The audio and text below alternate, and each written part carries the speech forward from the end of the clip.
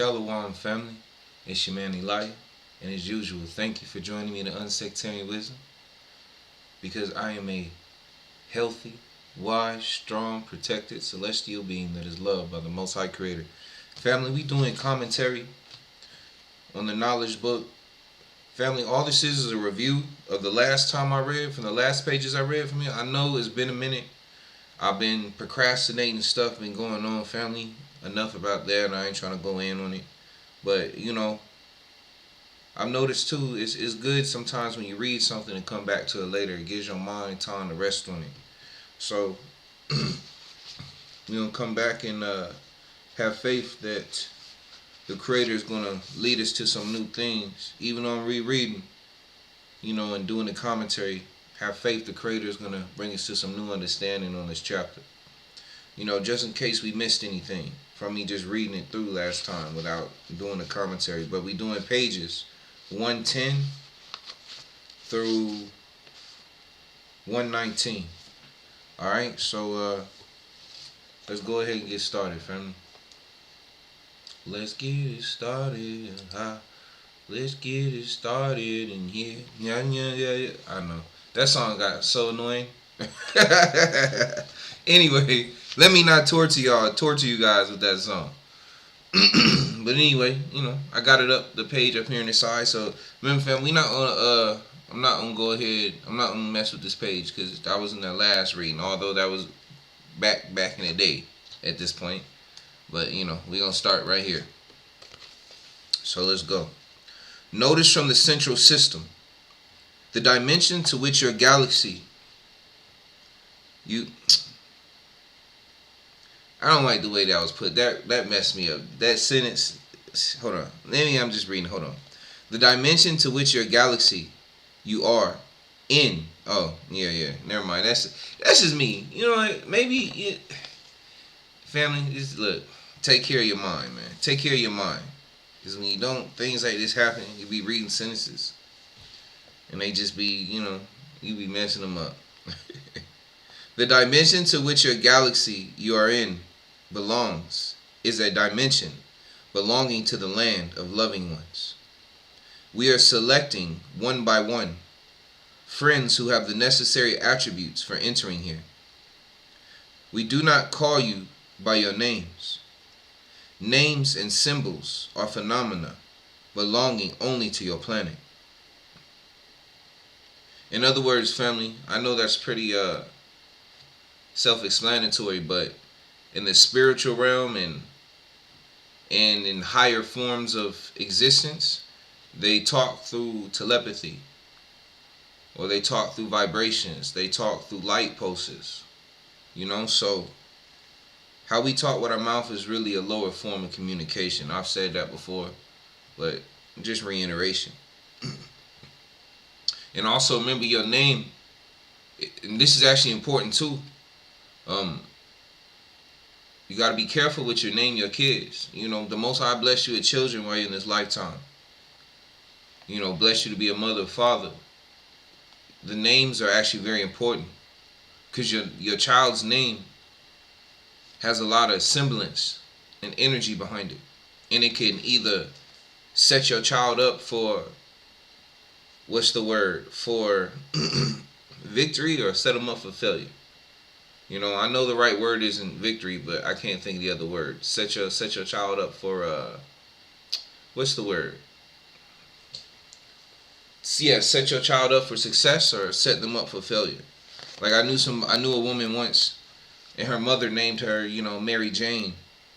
And man, when I say, she was like, this name has caused me so much trouble in my life, caused me to be a drug addict, the way people judge me. She, legally had her name changed. So the name you give your child could truly affect them, family. And then also, just for your sake, who you are right now, everything happens for a reason too. But at the same time, anyway, check your name, family. Do research. Go take a little bit of time, research your name and check out the meaning. And once you check out the meaning of your name, pray on it, study, ask the Creator to give you understanding on your name. So, because your name could truly be a part depending on your parents and their obedience and the situation, your name could truly be a key to who you are in your existence in this life, and what you're supposed to do and what your purpose is. Specific to you. I mean, we all have a general purpose, family, to experience and to praise the creator of the universe. Like, that's a general, and to spread the truth. But we all have our own specific individual tweaking. Well, I don't want to say tweaking, because those are, like I said, those are overall. We are here to experience. Number one, we are here to experience, because there's nothing outside of this life. There's nothing outside of this existence. So we're here to experience, to learn. And then once we learn, take this wisdom out to all the other creation and spread it throughout the other creation. You know, we're meant to create more worlds. We're meant to create more experiences. This is our purpose. And while we do this, give thanks to our creator, because our creator is, even though I say that we are the creator, we are still extensions of the creator, and by default children, because we wouldn't be here if it was not for the one. And the one is like any parent. The one is like any parent, and where the one wants gratitude. And even though this word, like I said, but I don't like using this word because it doesn't really explain it. But for lack of a better term, love. The creator wants your love. In other words, the creator wants your respect, the creator wants your passion, and the creator wants your joy. Because like your parent, you know, your parents get, most of the time, I mean, if you live in, I'll put it like, what's the best way?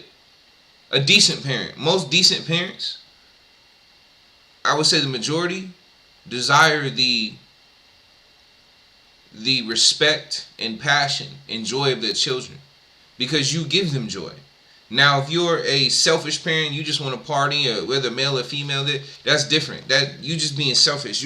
That's just a person sleeping around without consequence, thinking everything is no strings attached, even when their whole life comes out of the situation. And now that child's life is affected.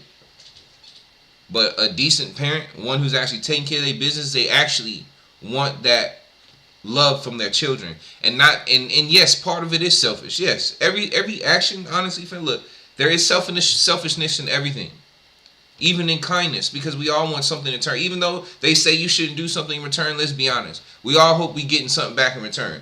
It may not be necessary from that person that we do something kind to or do something for, but we hoping that the creator sees us and is like, I hope you see this, creator, and I hope you give me. So let's not lie to ourselves. Let's be honest. Let's not say that we do really anything and don't hope for something, because we all want joy. We are the image of our creator. So we only act in the same way our creator wants, and our creator wants our love.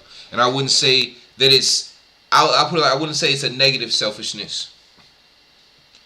I wouldn't say that your parents wanting your, or the creator wanting your love is a negative selfishness, but a positive selfishness, because they took care of you. They gave you life.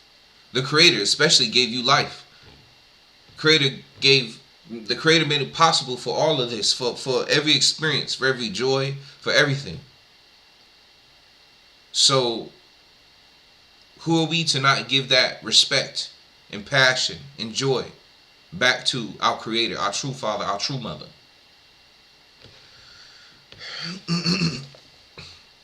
The dimension to which your galaxy you are in belongs is a dimension belonging to the land of the loving ones. We are selecting one by one friends who have a necessary attribute for entering here. Family, when they talk about the loving ones too, they're talking about Metatron, Yahusha, Michael, Gabriel, Moshe, Buddha, Prophet Muhammad, peace be unto him. All the true spirits, all the true sages, all the true ministers through time, all the true prophets, all the true like followers of the Most High Creator. They are from the land of the loving ones. But I'm pretty sure they don't say love. I'm pretty sure they understand what we call love on earth, or what Western society has taught us, this lie. they have the true understanding of that word. And that's where they come from, because they know that, and they embody it in every way, in their actions and their thoughts and what they do. And even as we've read through this book, you've read about the beings, about how I told family, I've told you, I mentioned before that this book right here that we read is written by angels. Or if you want to say influenced by angels, whatever, but the way that it's written is by angels. And it's messages to us, to help us who are on earth going through things. It's to help us.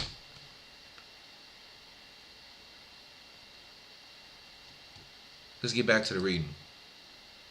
So that is why they are the loving ones, family.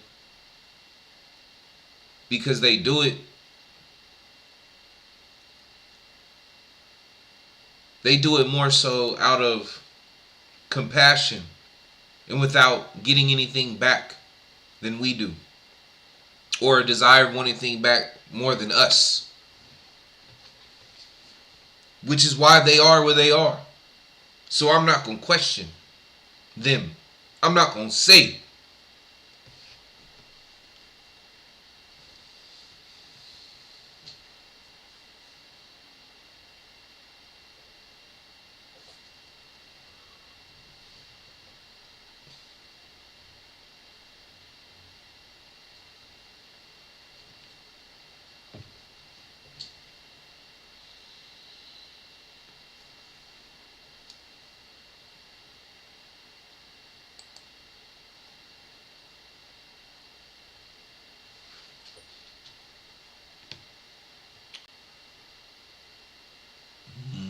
Give me a second, family.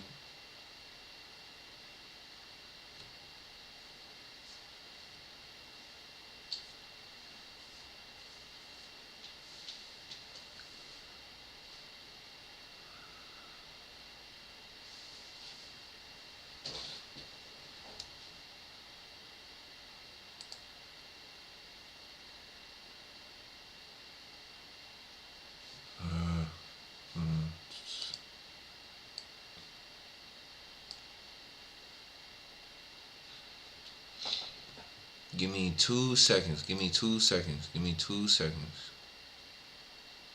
You know me. I'm not going to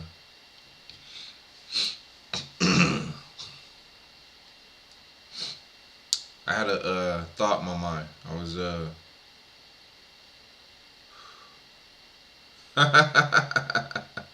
I'm looking at something from Abdullah the Seer right now called the Thymus Anthem.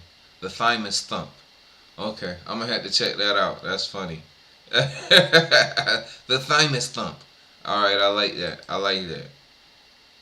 Let's show support to Brother Abdullah. Family, I mean, if you follow Brother Abdullah, I ain't trying to force you to do nothing. But Brother Abdullah got some good information, man. Straight up. A lot of wisdom has helped me. Very thankful for obedient brother like that. The wisdom him and his family have to bring it forth to the nation. But anyway, let's get back to this reading, family. Like I said, the land of the loving ones, you know. Think about all of them. It's another level of true selflessness that we have not obtained yet. You know, like in their selfish intentions are even higher than ours. To where their selfish intentions are no longer negative, otherwise they wouldn't be there. Their selfish intentions are purely to serve the Creator. And if you ask me, there's nothing wrong with that. If everything they do is to please the Creator, is for the Creator to see them, then more power to them. Because it's better that they do that for the Creator than to do it for flesh, than to do it for you or I, than to do it for somebody who did not create them, who cannot destroy the spirit. All praise to the Most High Creator. That's all I say about that. Man, anyway, let's keep going. The dimension to which your galaxy you are in belongs is a dimension belonging to the land of loving ones. We are selecting, one by one, friends who have the necessary attributes for entering here. We do not call you by your names. Names and symbols are phenomena belonging only to your planet. Since you still could not learn the telepathic conversation language, you remain connected to the writing system of Thoth. I'm just thinking of the word thought right now. I know I shouldn't. I know.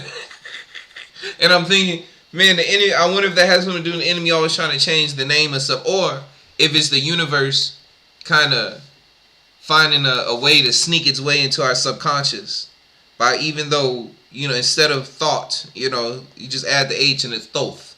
But it's just a random thought. Anyway, since you still could not learn the telepathic conversation language, you remain connected to the writing system of Thoth. The Emerald Tablets, family, it's a good book to read, got good understanding in it. So if you get a chance, they have the audio book online too. The first time, a good thing to do, family, just some advice, especially if you're a meditator, or even if you're not a good meditator. Go on YouTube, put on the audio version of the Book of Thoth. Don't do nothing else. Free your time, just sit there and listen to it. Let it play through. Listen to it. Listen to it. Learning comes by hearing. So just some advice. There's a lot of good, deep information in there. Excuse me, family. Since you still could not learn the telepathic conversation language, you remain connected to the writing system of Thoth. Here, everyone has a code number. She or he is card indexed in the archives by his or her first name. Since the medium you are in is an involvement medium, we get in connection with everyone who knocks at the gate of the realm of matureness. When it says evolvement realm, family, that's like the same thing as saying evolvement medium. That's like the same thing as me telling you we're in probation, family. We're here to learn something. We are in the testing grounds, family. We're here to learn how to deal with our emotions. We're here to learn how to be higher beings. We are ground zero. We are helpers to help others ascend, family. That is who we are. So, remember, you're doing this for a greater purpose. You're doing this to help others ascend. You're doing what others aren't ready to do at this point or cannot do. Or it's not their time to do. I mean, at some point, everyone will be able to do it. But there are points where some can do but cannot. Remember, family, we've been in this loop many times before. Life, we've gone through the process of life and death and rebirth. And some of us have been here one time, two times. Some of us have been here hundreds. Some of us have been here thousands of times. And for those who get stuck and let this become a repeating cycle until it becomes hell, they need help so they can get to a position to where they can do what we do, whether it's in this life or the next. Anyway, so throw that out there. Here, everyone has a code number. And when I hear code number, that to me that goes back also to our last time we together in the book of Enoch of knowledge, family. Remember we were looking at breaking down each letter has a number to it. And remember, the code is written in the universe is written in binary. Numbers are a language. And if that's why I said earlier, go find out what your name means. And then if you want to go further, break down the letters into numbers. And then follow those numbers to see what message you can get from those numbers. And that's what I get when I read every person has a code number. But then also, translate the letters of your name into Hebrew numbers. And then break those numbers down. Then break those letters, which will be even better because that's the scientific language, the universal scientific language. Ancient Hebrew. Not modern Hebrew, but modern Hebrew is close enough too. So I'm not going to say don't mess with it. It's better than English, at least for spiritual things. So, convert your name and then break it down into the numbers and then study those numbers that represent your name from the Hebrew letters. Paleo Hebrew if you can. And then go from there and you'll get an even greater answer. about who you are and your purpose. Unless your parents, named you, Lemon or just some random stuff because they was on some crazy stuff, man. I don't know, man. Or something like Mary Jane, or a crackhead, That'd be horrible. I don't know anybody that would name their kid that, but anyway. But I know that's like the worst example. But anyway, let's go. Since you still could not learn the telepathic conversation language, you remain connected to the writing system of Thoth. Here, everyone has a code number. She or he is card indexed in the archives by his or her first name. Since the medium you are in is an evolvement medium, we get in connection with everyone who knocks at the gate of the realm of matureness. Keep knocking. What's the word say? Keep knocking. Keep knocking. And eventually somebody going to answer. Keep knocking. They really just waiting for you. And honestly, another word for keep knocking is putting in the work, putting in the effort, family. And it's not going to happen overnight. Once again, I always say, anything we want in this physical realm, whether it be a doctor or a lawyer or football player, basketball player, be good at a video game, whatever it is. What do? We put effort in it. We put time. No matter how frustrated we get, if it's something we really want, we put effort into it. And that's the same for this. So you got to keep knocking. If you want that true wisdom, family, you want understanding. If you want peace in your life, if you want to go somewhere, you got to keep knocking. You got to fight for it. You got to fight through the mud for it, family. It's a war. You got to fight. No matter how it feels, no matter what you go through, no matter what you see, you got to keep that faith. You got to say, I don't care what the world shows me, what I go through. I know the Creator is real. I know I have a purpose. I know that I'm somebody. But if you don't put that work in, if you don't keep fighting for it, family, it's not going to be given to you. I don't care if you sling through that mud, crying every day, always talking down on yourself. And I'm not telling you, like, don't be talking down on yourself, but I understand people go through things in life and you can't see, but as long as you get up and you keep pushing, that's what matters. And when you negative, try your best, to stay away from people, because after a while, you don't want that to bring other people down. Now, it's not saying don't take time to every now and then. Being around people is good. To be around people every now and then is good to speak to someone. I'm just saying, but don't become that person. Like, if you get stuck in a place of just perpetual negativeness, you got to take time away. And that's really where you need to take time to pray and fast on your own and research and study. To take that edge, because as you do that research, study, it'll take the edge off, family. It takes the edge off what you're going through. It may not take it all away, because we're here to experience. And these emotions, man, excuse my language, but these emotions could be a bitch. Especially when you tuned in more in the deep you, man. So fasting and praying and reading is a way to help cleanse these strong feelings of whether it be guilt or sorrow, you dealing with past trauma, whatever it is. The more you fast, the more you pray, the more you cleanse yourself of these things. And you just got to put that life, anyway, family, like I keep saying, no matter what it look like, you got to get up, you got to keep fighting. Even if you got to motivate yourself. Because I tell you, family, once again, the Creator, look, came to me too clear, yo. This for my brothers and sisters who might be thinking about taking your life. It's not worth it, because you'll end up just coming back here. That's it. Because you're here for a reason, for a contract, or whatever. Well, some people say, whatever you want to call it. Some people say contract. I'll just say you're here for a purpose. And when you're here for a purpose, if you take your own life, it's cheating. And because you cheated, it's like in a video game, right? Or, you know what I'm saying, in a video game. If you cheat in a video game, if the video game knew, or let's not say cheated. Let's say in a game, you died, right? Guess what? The video game makes you start right back off where you started. And that's the same thing happens if you take your own life. You think you're going to get away? You think you're going to go somewhere better? Nah. Your better is back here. And your life is going to go through that same path, through them same experiences, until you pass it, until you make it through. Family, the test isn't always about so-called passing it with flying colors. The test is just making it through. The test is just showing up.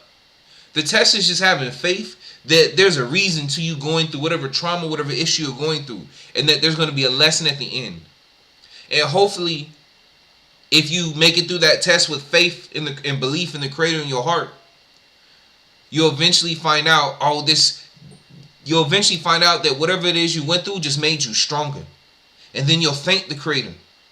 Thank you for giving me the strength to make it through this process, for giving me understanding, so now I can take this pain that was given to me, this trauma, and I can turn it around and I can help lift somebody up, lift my brother and my sister up behind me, because they might be going through the exact same thing as you, and they probably are, family.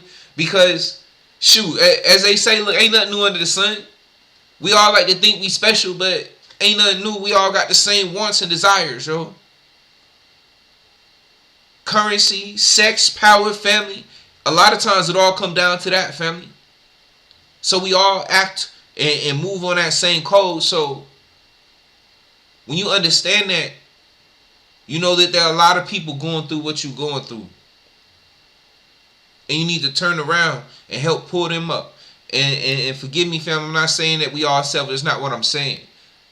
But the word says be fruitful and multiply. We all have a desire to be seen. We all have a desire to be wanted. We all have a desire to experience worldly love. Fleshly, physically, you know what I'm saying, spiritually.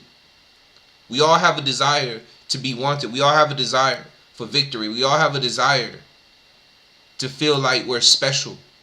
And we are special to our true parents, to our true parent, the Creator. We are special. Otherwise, we wouldn't be here. You wouldn't be alive. Anyway,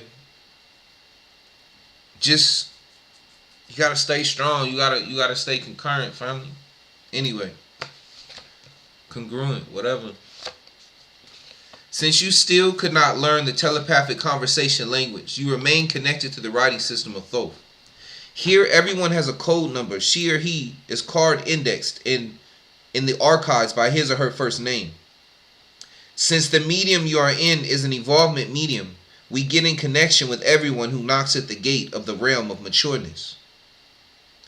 However, we are obliged to notify, and also, family, as you go through, like I said, as you go through this stuff, I guess I made the point of that. You start maturing. When you get to the end, and you like, I'm gonna say this last thing, and I'll move on.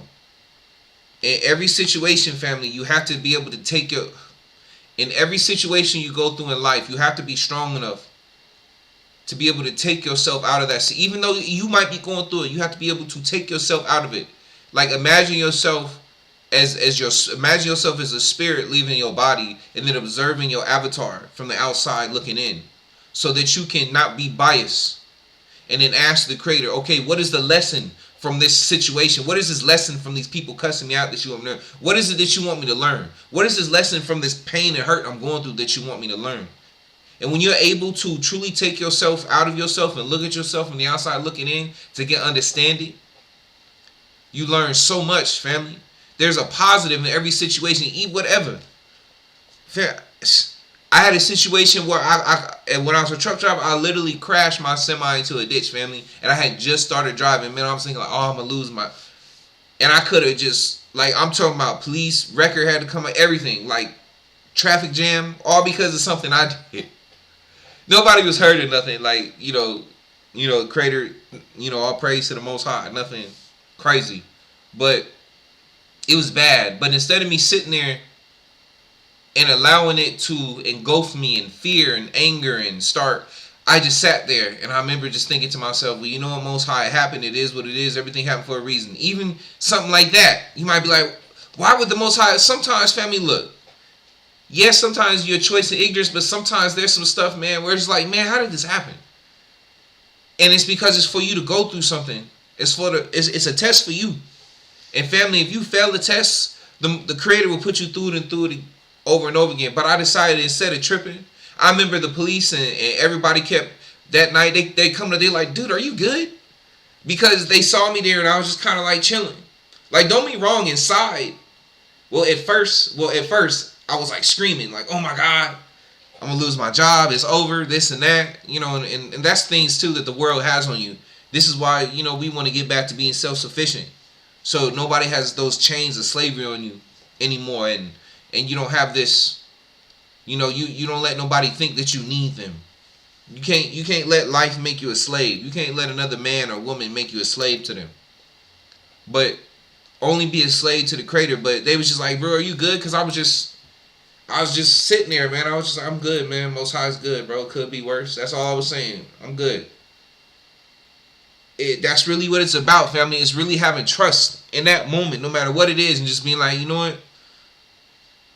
I got 10 toes. I got 10 fingers. I'm not in jail. No one got hurt. At the most, it might cost me a few $100s, maybe a few thousand out of my pocket.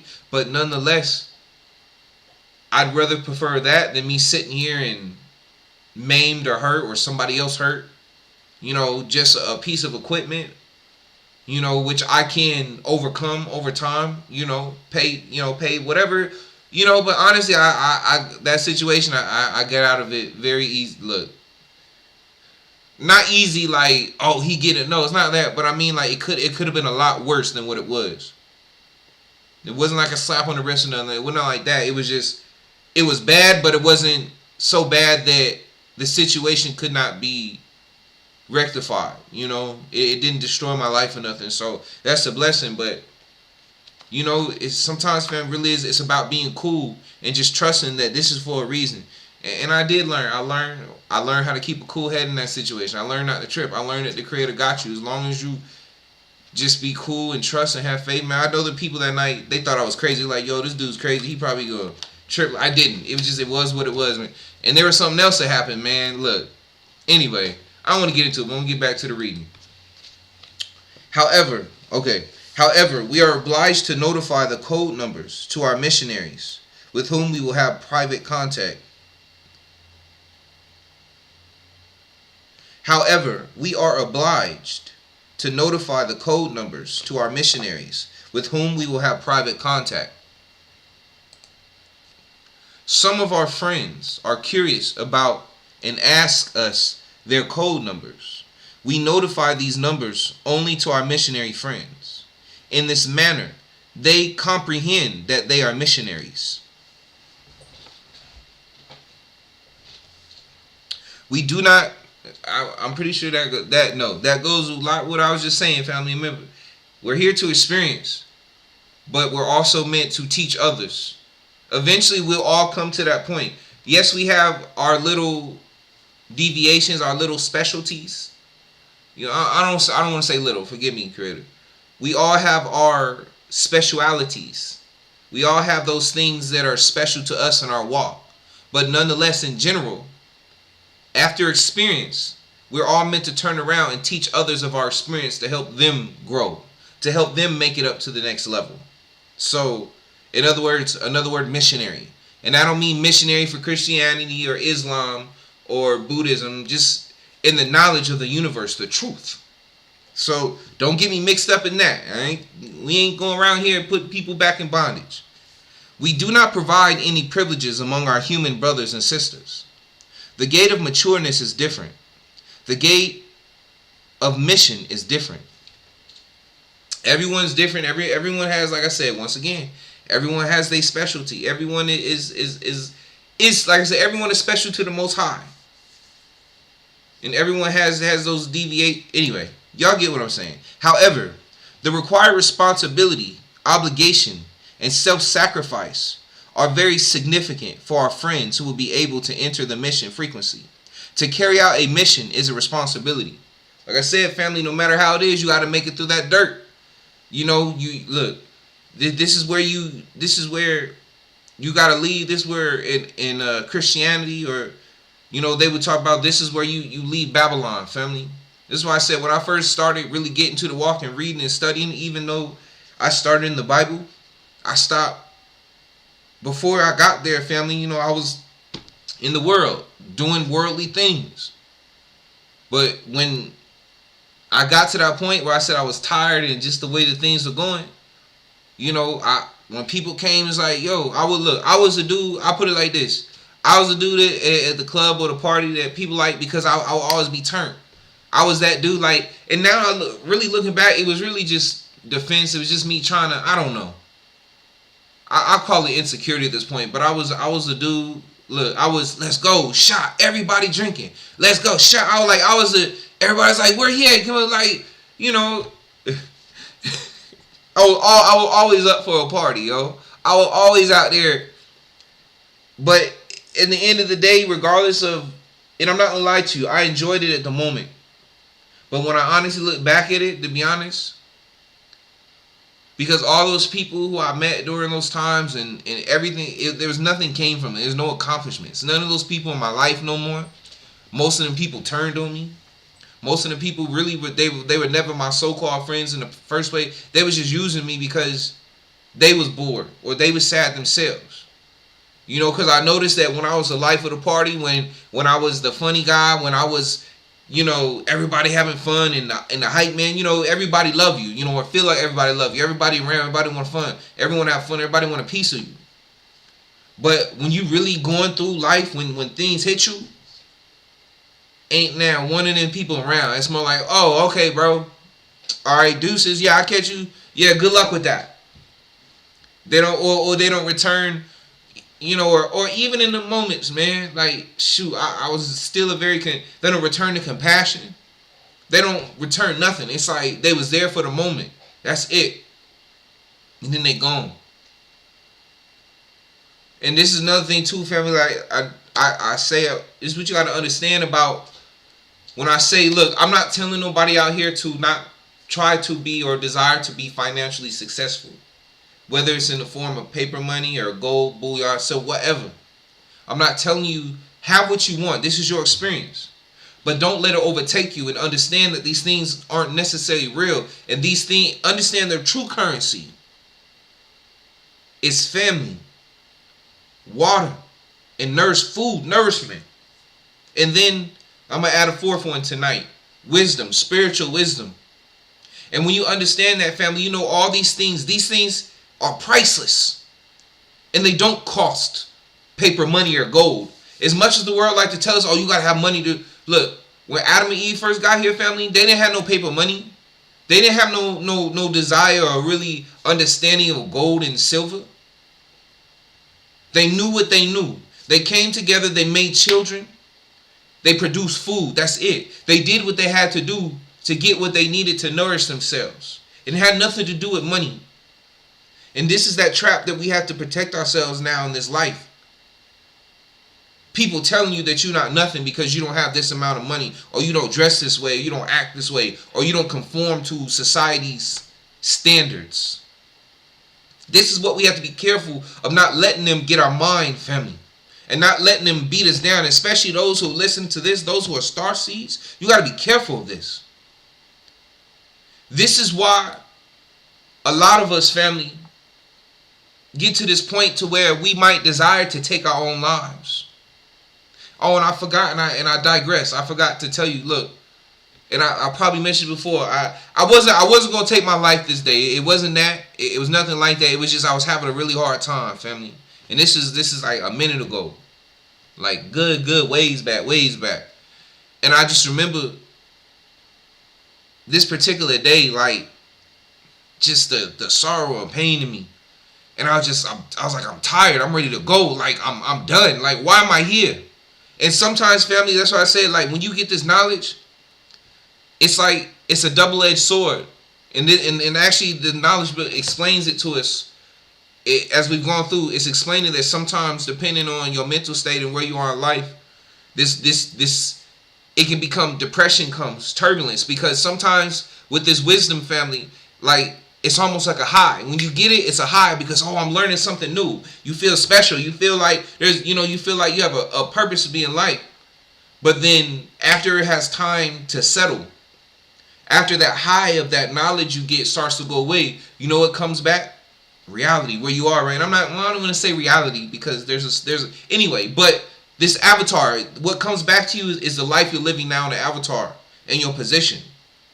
And it starts to hit you. And then that depression comes back. And now it's like, and now that you know, like for instance, me going through and understanding what I know in my heart now to be true, that I'm a spiritual being and that I'm just possessing this body and my spirit cannot be destroyed, and that after this I can go into another life, that I can go into another life and be a king or rich or be this or be whatever, be something great. have everything I desire. It makes you think, man, why am I here? Why am I going through this? Like, excuse my language, but fuck this shit, bro. I'm done. People don't care. I'm wasting my time. Don't nobody want to listen. Tired of people judging you, looking down on me. You really feeling it, right? And you just like, I could just, if only I could just do it. If only I could just do it. I could be done. Or if only I could get a cop to do it. Or if only I could run into something. If only I could do it. If only I wasn't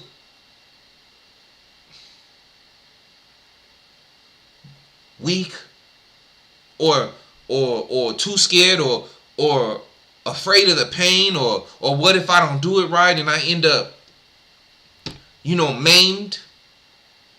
All these thoughts. But you can't let it overcome you, family. You got, in the moments, as they say, growing up church, cast down imagination. Then the times that you get on your knees. Then the times that you pray. Then the times that you ask the Creator for peace and love. And joy in your heart, in your spirit, in your mind. You got to be strong, family, no matter how hard. And I remember in that moment, that particular day, right? I remember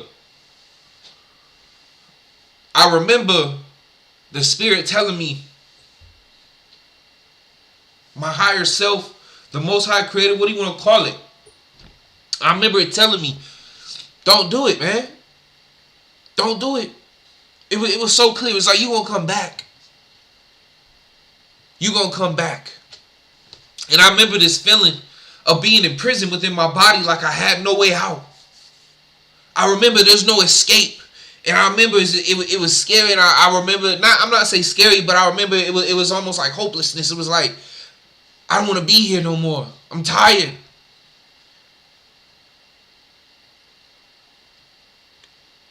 But, and this kind of comes back to that Annie song. Matter of fact, let me pull it up real quick.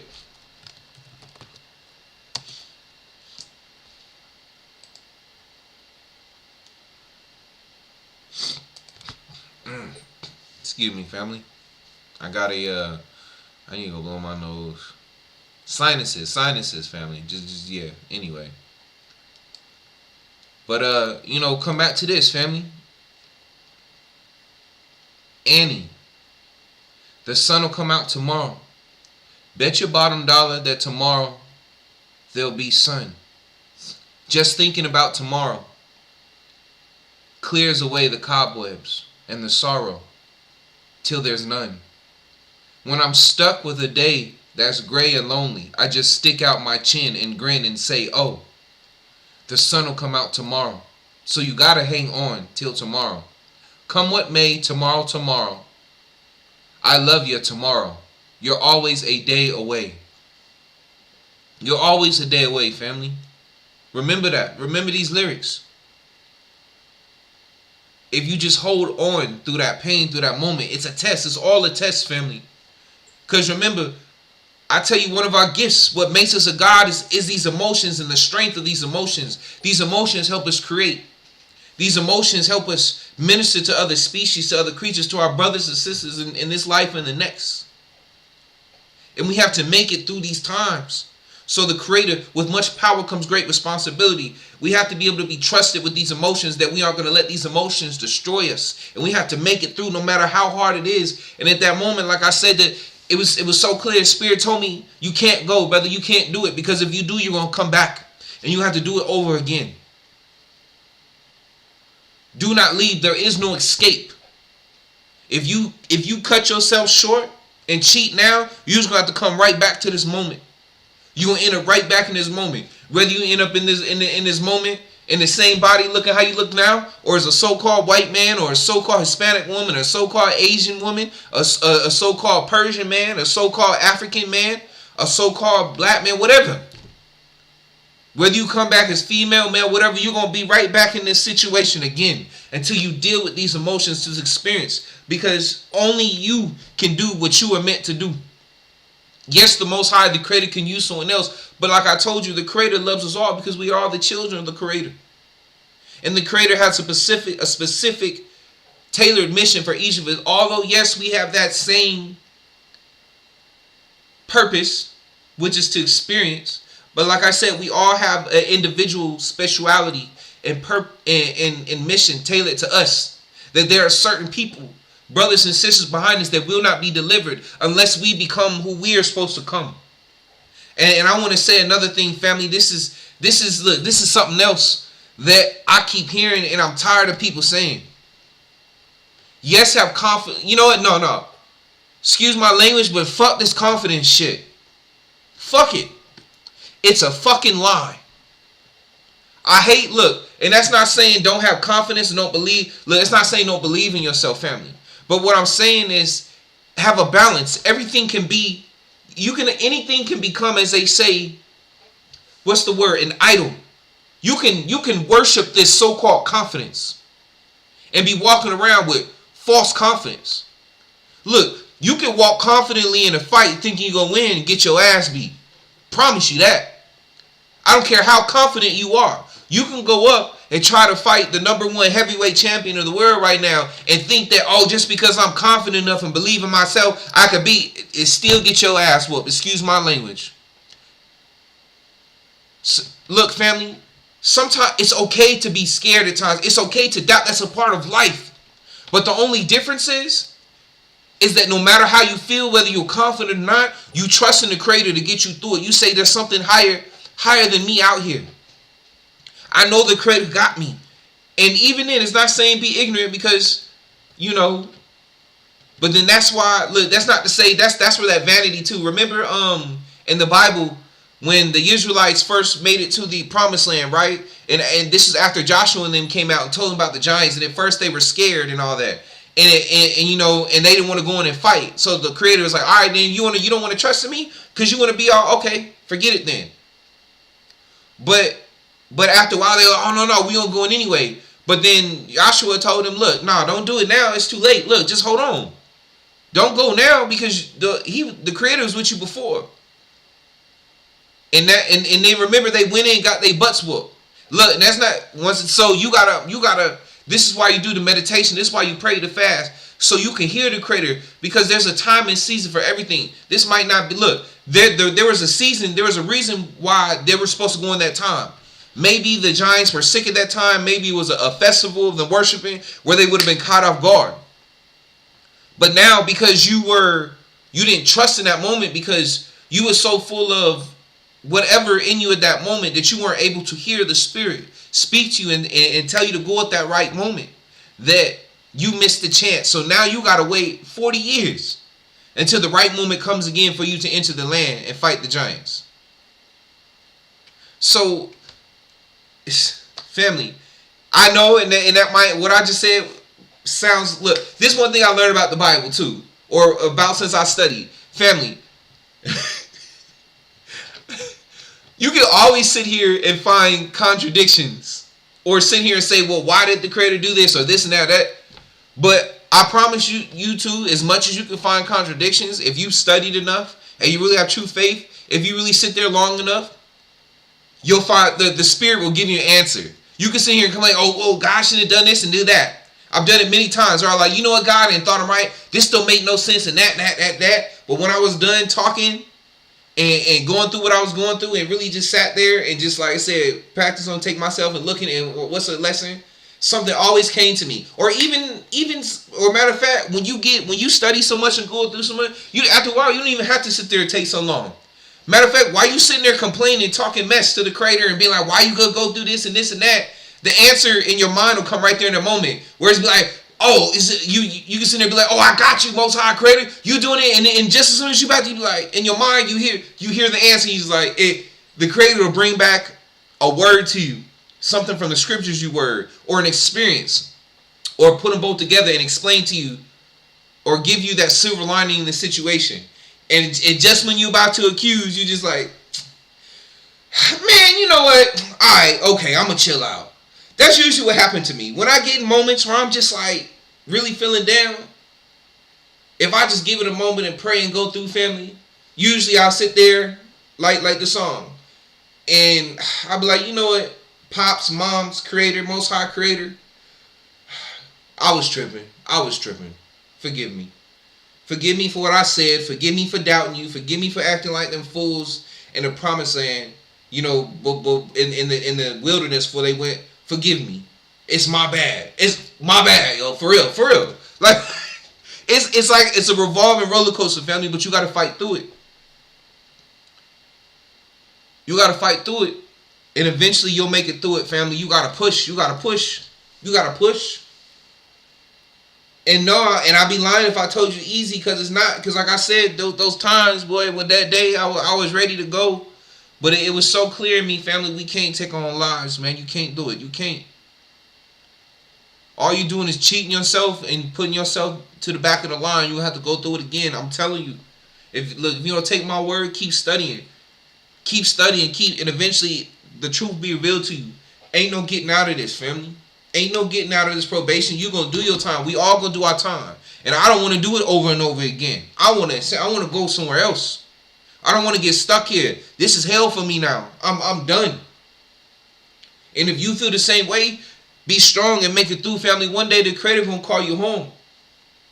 But just be prepared to go through.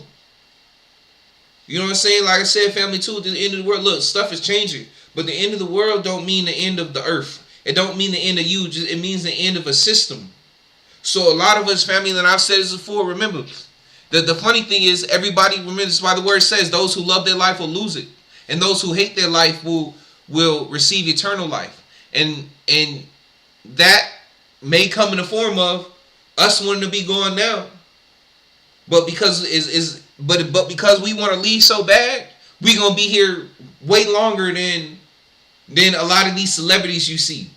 Than a lot of these people you see in life, and you think they have everything they want because they've given in to the beast system. Line, hook, and sinker, right? They going to be gone tomorrow.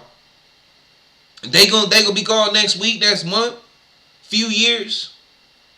Shoot, even if they die at 90, guess what? You probably die at 110. You going to get an extra 20. You going to make it longer than them. Because that's just how it works, family. Because the Creator doesn't want you to love the creation. The Creator wants you to love the Creator. You do not let the creation become your idol, family. You have to be strong.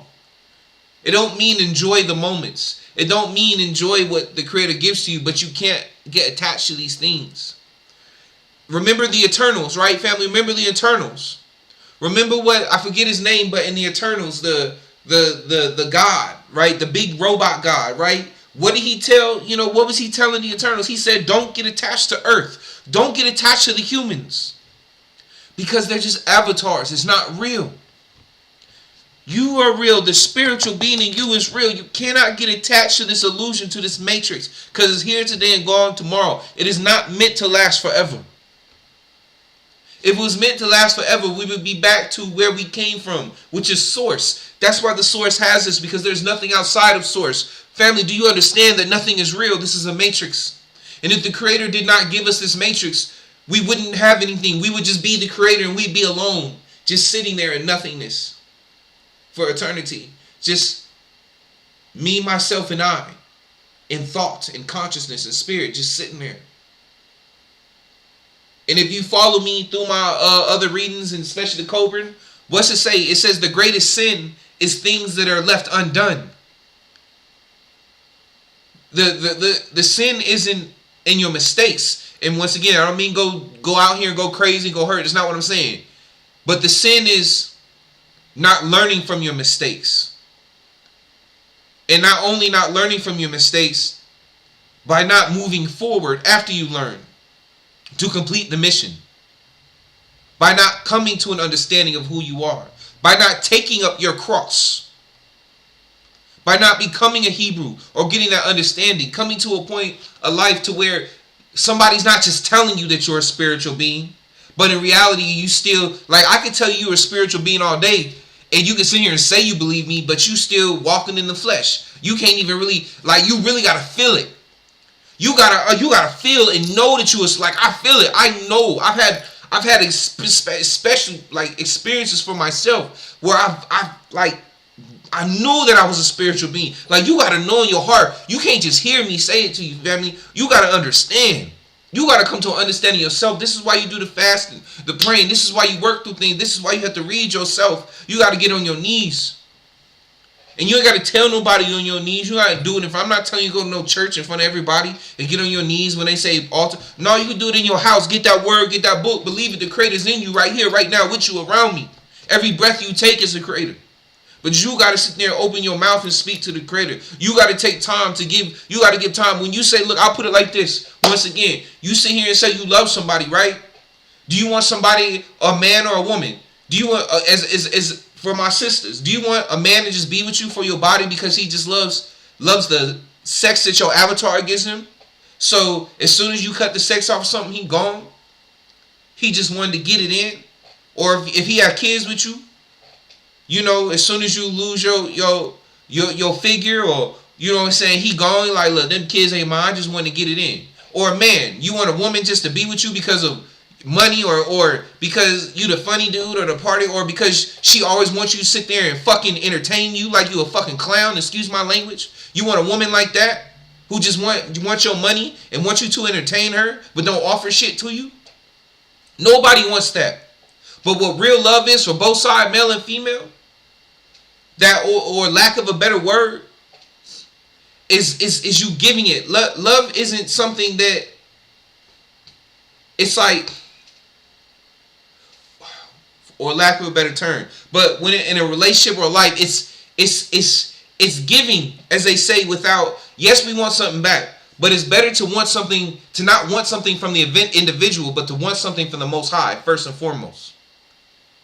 But anybody should understand what I'm saying is, it's that, especially in relationship form, it's that caring for someone that I'm going to work not because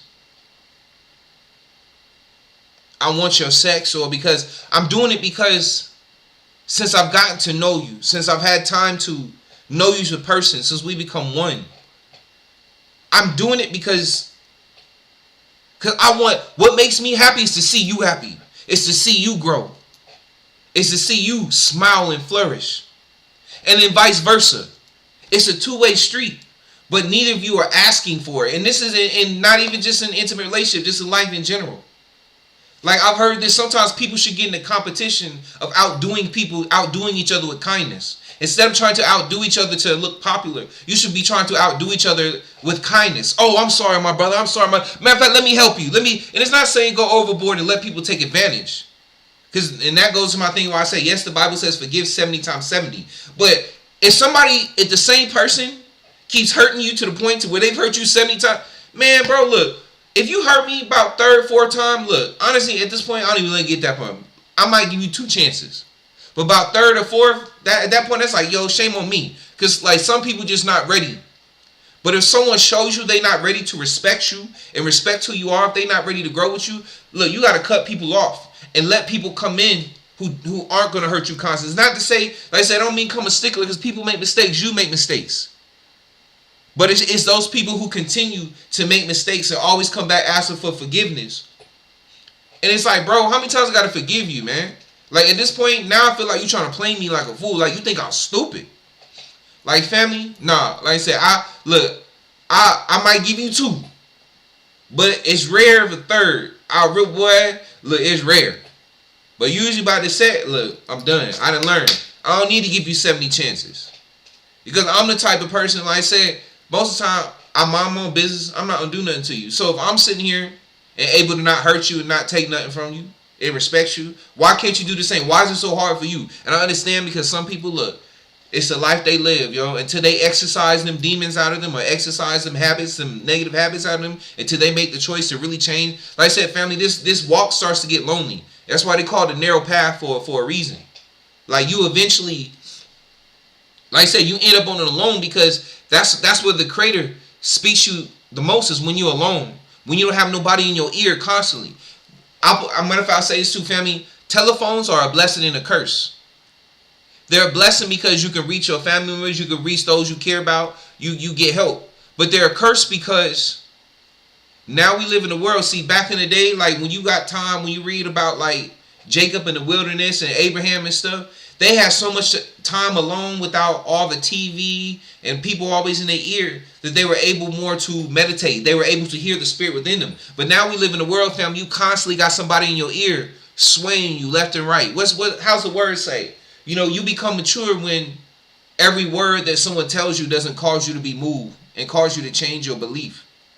Like you steadfast in the word and the Spirit. You steadfast in your trust and faith in the Creator, where you don't let what nobody say move you no more, because it's like you know the truth, because you done the study and line upon line, precept upon precept, here a little, there a little.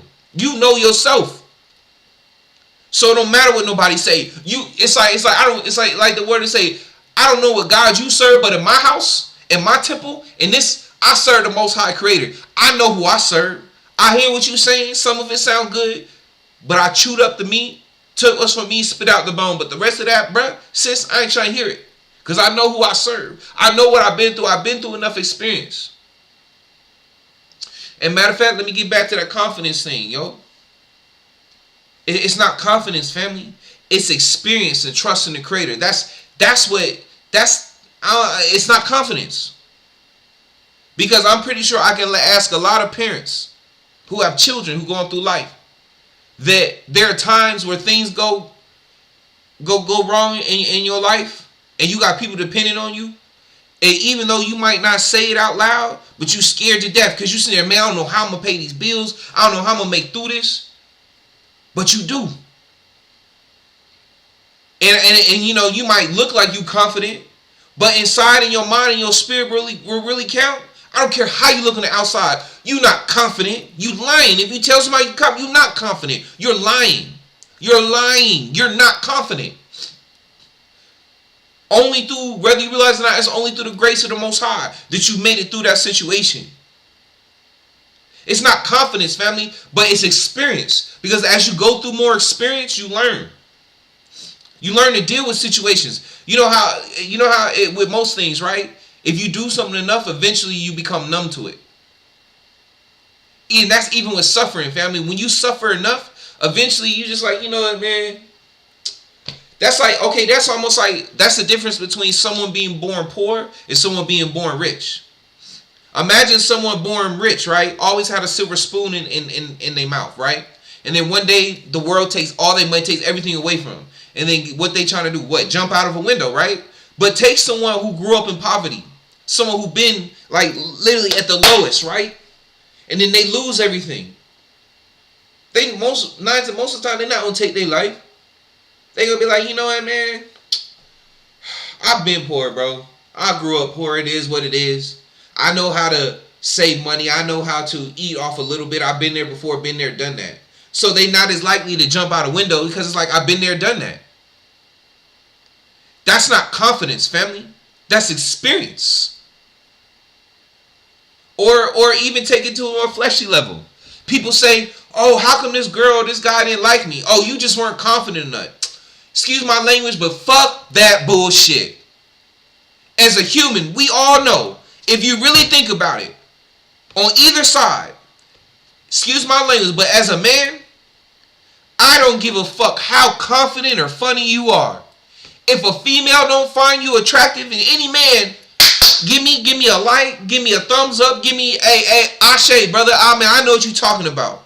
I don't care how funny you are. If you walk up to that chick and she don't find you, it's a wrap. It's done. And the harder you try, you end up in the friend zone. I don't care if you walked up the first time and you were fat. You can go work out. Look, if she's just not into you, don't want you, you always gonna be, oh, you just my brother. Am I wrong? I don't give a damn how motherfucking so-called confident you are. And I don't want to hear all that bullshit about, oh, a woman can, or that bullshit about, women can sense the destiny. Fuck all that dumbass bullshit. Because women, especially, look, women don't go around here hitting on men. They don't understand what it is. So I guarantee you, if they was in the same shoes, they will understand exactly how to fuck that shit. You can be confident all day. You can sit here and smile and whatever. Because a lot of men can sense that a girl, it's called nervousness. That's life. But that's the test too. And even on the female side, I don't want to look. I'm not just going to look for my sisters. Look. For them few times you go and ask a dude out, right? You understand too. From the 1 or 2, 3 times you done in your life, right? You understand. You could have went up and been like hi and been nice and acted all so-called feminine, right? It didn't change shit about it, did it? The dude was still like, no, I'm good. I appreciate it though. And you went about your business. It didn't give a fuck how fucking confident. And I want to hear that. And once again, I want to hear none of that bullshit. Oh, they can feel it. Fuck all that shit, bro. Because we go through life. So you can't really, a lot of times, like I said, you can't control your feeling. Even when you learn to master your emotions, to some point, your emotions still have control over, even if it's a little bit. You still can't help. Only thing you can help is how you react to the emotions. But you can't help how you feel. So that bullshit on a male or female, whereas, that's bullshit, family. Some stuff is just not meant for you. And sometimes it's the universe saving you. Because just because a package is pretty, whether it be for male or female, don't mean that package is for you. It might even give you some joy for a minute. But eventually, them dark clouds is going to come the next day. Eventually, them dark clouds going to come. It's all going to fall apart because it was never meant for you. Nothing in this world is forever, family. And it's not to say don't have relate. That's why you have to let the Creator send you the right mate. Not to say you don't have a choice in it. You have, that's why I say too, understanding that everyone has multiple soulmates. You have a choice between which soulmates you want. But you have to be able to trust in the Most High and do the work, put the work in yourself so that you understand when these soulmates come around. You really truly have to learn how to love yourself first, to truly, well, for lack of a better term, respect yourself first and understand what true respect is and passion and joy. So you understand, when you understand that for yourself and what it is in you, you'll see it in the person when they come around, the right person that approaches you. You'll know who to pick and who not to, along with the help. So it's like a help of choosing a mate between you and the Creator. Creator's not going to force you to pick nobody. But the Creator's going to give you choices, and you're going to use your wisdom along with the Creator's, and you're going to pick the right person. Everyone has multiple soulmates, family. It's not just one. And I've said this before, this whole twin flame. We cannot get caught on this twin flame stuff, family. Yes, everyone has a twin flame. But remember, your twin is that, your twin. If you want to see what a twin flame is, look at twins in real life in the flesh. Sometimes they love each other, sometimes they hate each other. Sometimes it's like they feel like they're trapped with each other, like I can't get away from you. I want to be free. That is what a twin flame is. Look, a twin flame can be a blessed relationship, but it can also be a curse. And remember, family, we've been through this multiple times, so sometimes you're meant to go through life without your twin flame. Because you have to learn what it is to go through life without it. Because if you always go through with your twin flame, eventually remember, it becomes like hell. Anything that you do over and over becomes like hell. So some lives you'll go through with your twin flame, and some lives you'll go through without. Because your twin flame is not always meant to be your mate. Because your twin flame is literally just another half of you. Before you come down to this realm, you'll split in half into a male and female part. Or if you are a twin in life, it might be 2 males. You know what I'm saying? And maybe one of them might feel, look, let me not get too deep on it like that. But either way, just in general, it's a male. I'm not gonna say it's a male and female aspect split before you come to this experience, to this realm. And both of you are put wherever you are in the world until you find each other, or you don't. But you're not always meant to be with your twin flame. This is another family. We put too much on relationships. The word says sometimes good is the most blessed is a single one, because you have more time to focus on the Creator, on your purpose. Now it's not saying that you shouldn't want kids. It's not saying that. But when you let a relationship consume you, wanting to be with a man who will consume you, family. When you excuse my language, family, but when you let that consume you, family, all you're doing is hurting yourself. You're hurting yourself. You accept it for what it is, enjoy it, but what's most important is, once again, you know the Creator and you know what's expected of you. Do unto others as you want them to do to you.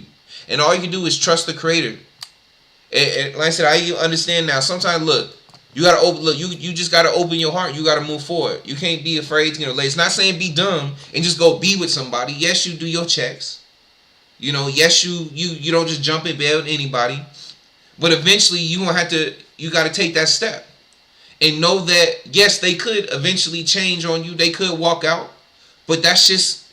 But you gotta trust. But hopefully, God forbid that you get with someone and that happens. But if it ever happens, you so strong in your faith with the Most High that you're just like, okay, bye.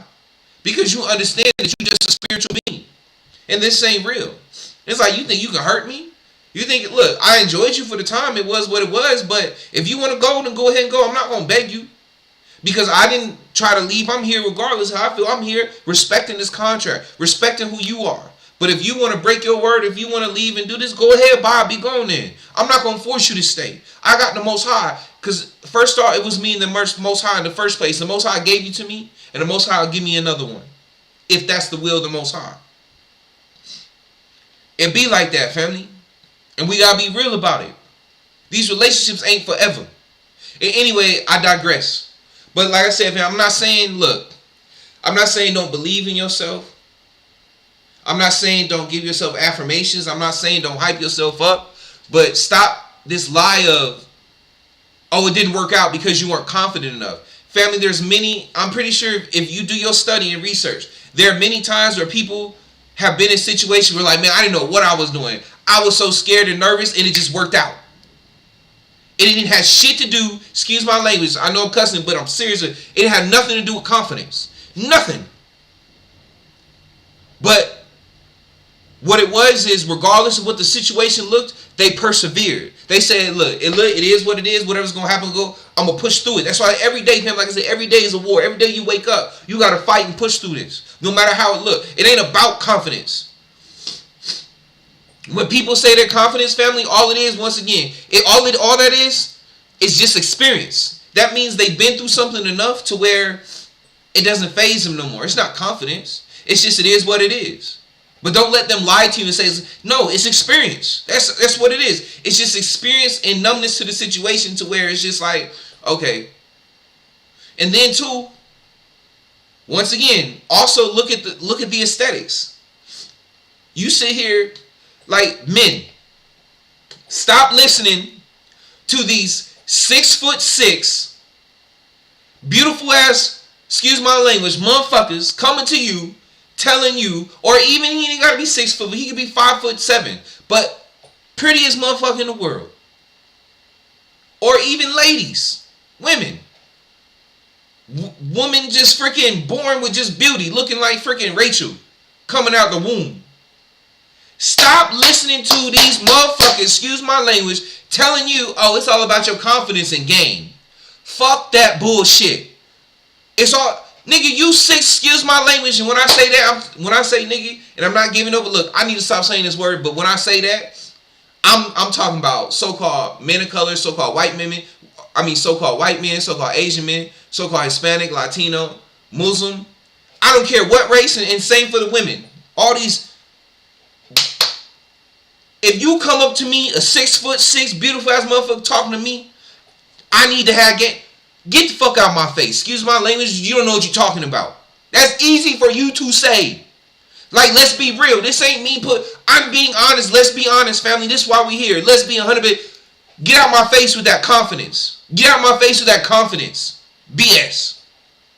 Oh, you just got, nigga, you look like a fucking, you look how you look. And then put some money on top of that. And then, okay, yeah, let's say you learn some game and you learn some mouth game. Most definitely you going to be killing it. But let's not act like you just being who you are and looking wasn't just number one already. Everything you do after that is just a plus. But guess what, family?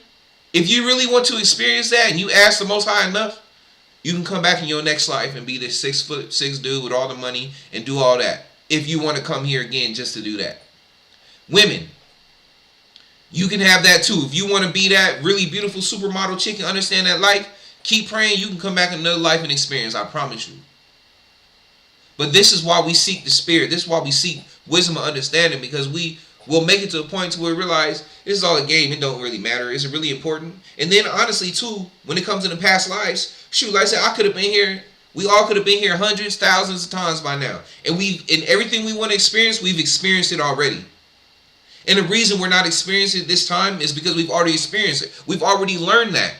We just can't remember. We're not supposed to. Otherwise, we wouldn't be able to experience or learn whatever it is we have to learn in this life. We have to forget every time we get a new avatar, family. I'm not saying every time, but for those rare occasions or the higher you go, you forget all your other past lives. Because if you remembered your past lives, it would interfere with this life. You know how they always talk about people live in the past? You wouldn't be able to experience or learn what you need to learn if you remembered your past lives, because you'd always be living on, man, I remember when I used to live this way. I remember when I had that. It's like, bro, that's not you no more. That was your old life. This is your new life. That's gone. You enjoyed it. It's cool, but guess what? That's not you no more. You got to be here right now in this moment. So once again, family, not saying don't have faith. And I know this sound contradiction with Josh. Look, Joshua and them went in. Joshua and them put the work in the first place that they did before they. Remember how they say, look, you don't prepare. Look, before something comes, it's not always conducive to your health in the situation of learning to be lazy and just wait for stuff to come to you, especially in your heart. If you know something's coming, you prepare before then. You prepare even though you don't know it. If something's coming, you might feel something in you. I need to prepare. Like if you know, look, you might not be in a fight, but you know in your heart one day a fight might be coming to you. One day you're gonna have to get in a fist fight. So if you know that, or something in you tell you, hey bro, one day you're gonna get in a fist fight. What you don't do is go back and just go eat food all the time, watching TV, be lazy. No. Look, this fight might not be coming for 10 years. But what you do for 10 years, you go to the gym. You go out there, you practice. You know what I'm saying? You practice. You practice, right? You practice. You practice. You know what I'm saying? You go out there, you do what you got to do. You don't just let it come and catch you off guard. Like the Bible says it too. If you know a thief is coming in the middle of the night, what do? You prepare. You don't just say, oh, a thief is coming. It is what it is. No, you prepare. So you can prepare to fight that thief.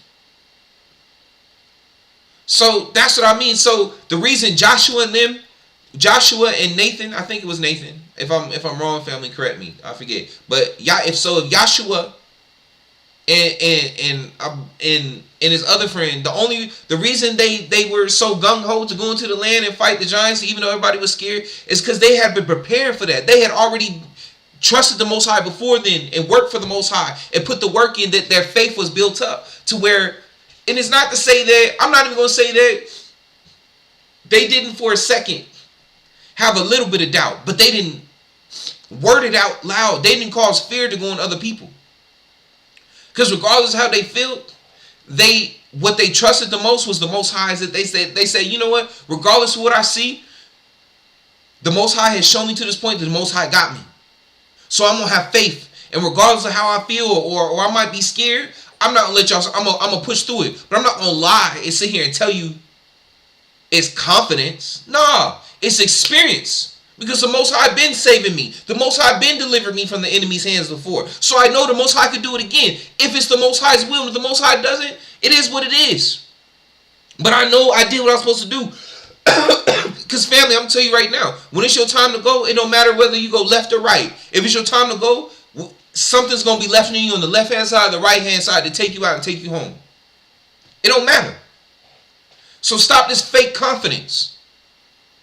This lie. It ain't got nothing to do with confidence. It's experience and perseverance and patience. Anyway, family, look. I know I didn't win in. I know I didn't win in, family. I know I didn't win in. Like, for real. My bad for the curse words. And look, if you got sensitive ears, look, anyway, if you watching the video, you know me by now. When I get passionate about something, look, I really need to stop that N-word. I know I do. And I want to. But, family, I just had to look. I'm not saying don't have faith in the Most High. And I'm not even saying, once again, don't not believe in yourself. But just because you believe in yourself don't mean you're confident. Because life happens. I don't care how much you can go into a job interview. I don't care how much you prepared or how much you confident in yourself that you got it. You can get in that and they be like, nah, you're just not what I'm looking for. I don't care how confident you are. If the Most High doesn't intervene, or if they don't see something in you that they want, it don't matter. You be confident all day. If you're not right for that job, you're just not right for the job. But to tell you, but you know what? Hey, bro, I know you, but I like your personality. You're real confident, man. You're a real confident guy. That's good. So good luck. So I know we didn't hire you, but you still didn't get the job. Because if it's not for you, it's not for you. Stop letting these fools out here freaking lie to you and put lies in your head. I'm not saying I go out here and be weak. Yes, be stoic. As a man, be stoic. You know what I'm saying? As a woman, you know, be the strong feminine type, or be who the Most High made you to be, whatever. Just remember, doing to others you want them doing to you. Yes, hold your frame, men. Women, hold your frame, but at the same time, but don't let the world lie to you. And that goes into the whole thing too, of people being afraid to show their emotions, acting like they don't have emotions. There's no such thing as a person. There's no such thing as a person who's a real person with a soul, who is a higher AI form. There's no such thing as a person who's really, truly a spiritual being who doesn't have emotions. I don't care how much you think you hide. Matter of fact, I think when you pretend you don't have emotions, you're even more emotional than the person who shows it. Because you're ignorant enough to think you can hide your emotions. You're ignorant. The fact that you sit there and pretend like you don't have emotions means you have emotions. Because you can't not have emotions. It's impossible. That just shows that you're immature. Because I can, even though you say you don't, I can see it over your face. I can see that you don't like me, how you look at me. I can see that how you don't. You know, sometimes, like they say, sometimes you say more. You say more without words than you do with words. Just saying. Look, man. Let me move on. I didn't say a lot. I didn't say a lot right now. But I hope y'all got what I was saying. I hope y'all. We got to use common sense, family. Once again, I'm not saying don't have a semblance of confidence, but understand that it's really not confidence. It's experience. It's trust in the Creator. It's trust in the process, because you've been through the process so much and you've seen it. You know that eventually it's going to work out, and you know that everything's not for you. But regardless of how that situation works out, instead of letting it bring you down and knock you down and woe is me, you be like, man, you get up and keep moving. I go for male and female. That's it. Simple, you know what I'm saying? That's it. Anyway, let me give me a second, fam. I need to I just need to blow my nose, family. Forgive me. We about to get right back to it, family. We about to get back to it.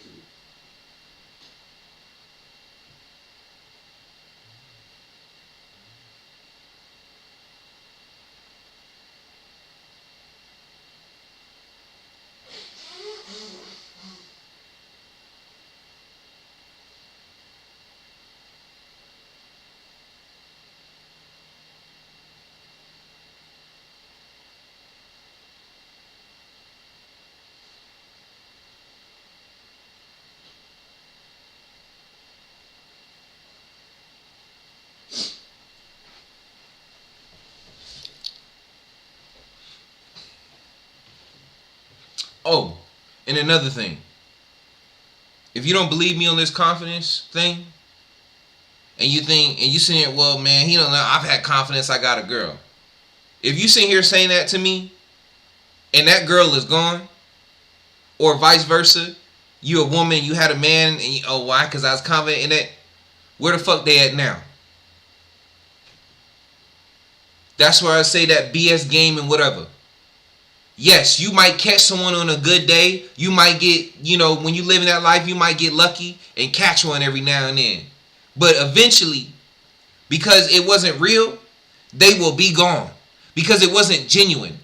It wasn't a genuine relationship from the Most High. It wasn't two genuine people who truly have faith in the Most High. Like, what's the word say? It says, the Messiah, Yahusha, follows God. And as Yahusha follows God, man follows Yahusha, our King. And as the man follows Yahusha, our king, the woman follows the husband or the man who's following Yahusha, and the children follow them, vice versa, and you understand how it goes. But that woman and man both have to be, before that woman follows the man, she's following Yahusha. And because she follows Yahusha, she sees a man who puts forth the true attributes of Yahusha. And that's not out there. Look, and they come in different forms, but nonetheless, it's that truth, what you know, it's respect. It's that do unto others spirit that you have to do unto you. No matter how he may act, whatever, at least you know with you, as a woman, he gonna take care of you, take care of your kids regardless. And vice versa as a man, regardless of whatever happened, you know she gonna be there, she gonna take care of your kids, she gonna respect you, y'all gonna respect your relationship. Neither y'all cheating. Now, if y'all in a relationship where, look, I don't know about this thing where a woman has multiple husbands, look, that's on y'all. I'm not advocating for that at all. But what is it, polygamy, right? Or it's polygamy or is it polygyny? Where a man, look, like the Quran says, and then matter of fact, even in Jacob in the Bible, Jacob, remember, Jacob only had 4 wives. In the Quran, 4 wives.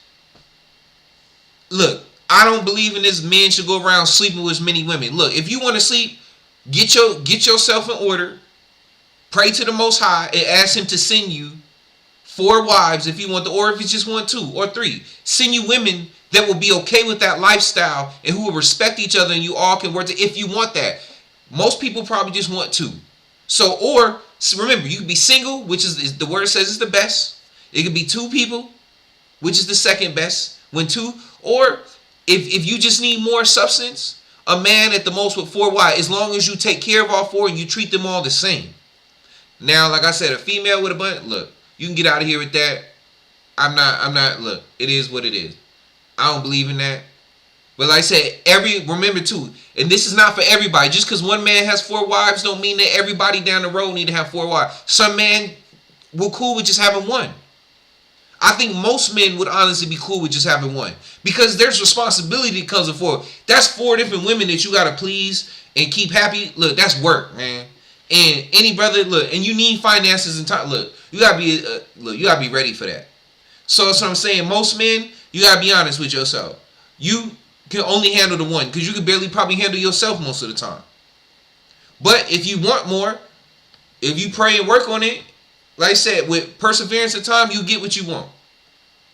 So anyway, I just want to throw that out there, family. You can sit here and once again and be like, it's confidence all day. And if you're the person in that situation right now, like one thing I hate when I see people, they put their business online and they take pictures. Oh, this is our happy marriage. It's like y'all only been married like 6 months. How about you hit me up 10, 20 years from now? Now you together 10, 20 years from now. But till then, keep your business offline. Don't nobody care about you and your relationship and your white dress and your tuxedo and y'all great. Who cares? Especially these days, last like our grandparents did together to the, and then I'll okay, yeah. But y'all been together what 2 years, and then before that what? And then you might say, oh, I've been with this person since I was in high school. So in other words, it took y'all. Look, I don't even believe in necessarily having to get married on paper, but I know what world we live in, and people sit here and think that just because we have the title of boyfriend and girlfriend, they think you can just walk away. Hell no. The word says when a man and woman lay together, they become one. So once again, I've said this before, I'll say it again. Men and women who laying down with somebody, the first person you lay with, guess what? You told the Most High you were marrying them in the spirit. Simple as that. That's who you married to. Now, not saying that the Most High, remember, let no man separate what the Most High brought together. Not to say the Most High doesn't cause spiritual divorce, but that takes time, family. That takes fasting and time. And most people today don't have the patience. Because remember, when you share your temple, family, you're sharing each other's spirits. You're sharing more than you're sharing more than just bodily sweats and glands. I mean, also that too. That's important. Remember, you're literally, especially if the woman and a man is laying with you, his semen goes into your bloodstream in your body. That man's DNA literally goes into your body and goes into your brain and affects you as a woman. So know that. So my women out here who's sleeping around and only using birth control, know that you got a lot of different dudes semen. If that's how you roll, look, If that's how you want to roll, I'm not judging you, do you? But no, you got a lot of different dudes semen rolling around your body, going in your brain, and that's why it affects you emotionally. That's why you have issues with relationship, because you walking around all these different spirits of men on you. And men too. Men out here talking about go sleep around 500 women. It didn't work out for Solomon and David, so why you think it's going to work out for you? 4. I say it all the time, man, if you're not happy with 4 women, man, you need to take a look in the mirror. If the Most High bless you with 4 wives and you still not happy, man, you need to take a look in the mirror, bro. You need to take a look in the mirror, bro. Like, seriously? You got 24 hours of the day, 7 days a week. If 4 women ain't good enough, get up out of here, bro. Anyway. Dang, I was stuck on that for a minute. But anyway, family. That was just some stuff that I wouldn't really want to talk about. Anyway, it's been on my mind. Anyway, let's keep going. I know I'll be going in. Look, dang. Okay. Let me. I'm done. I said enough. Okay. Here we go, family. Here we go. Matter of fact, I know a lot of y'all probably clicked off by now. Like, this dude gonna look. I'll put some real info out there. It is what it is. If you don't want to hear it, you don't hear it. Anyway, so some of our friends are curious about and ask us their code numbers. We notify these numbers only to our missionary friends. In this manner, they comprehend that they are missionaries.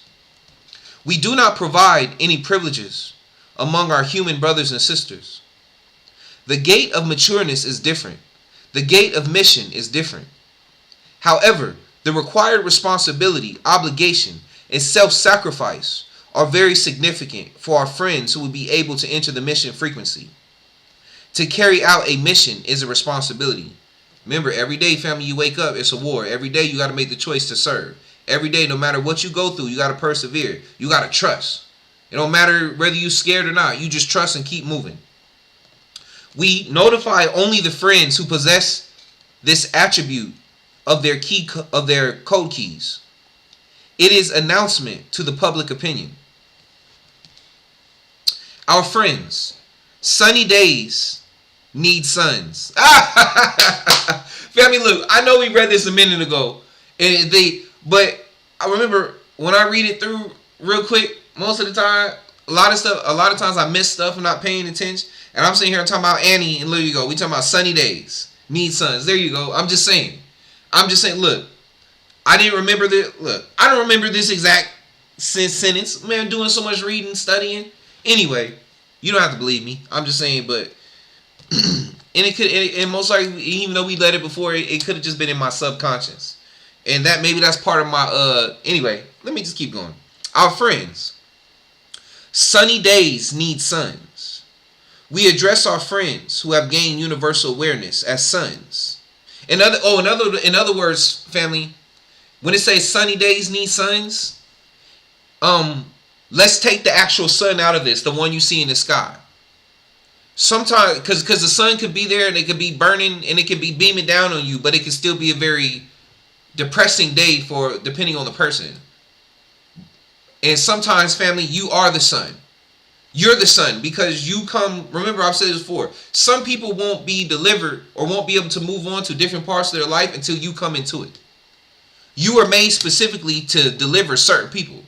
Certain people are waiting for you to learn and become who you are so you can give them the right word that they need to make it to the next level. Not to say that the Most High can't do anything, but this is how the Most High gives everybody a purpose, gives everybody something to do. Is exactly this right here. The Most High sets up these situations. So, anyway, sunny days need suns. So, and this goes back to the thing. Remember, you are the Christ. You are the Christos. There's a difference between Yahusha and Christ. Christ is just the name of the soul. That is your higher self, your spirit.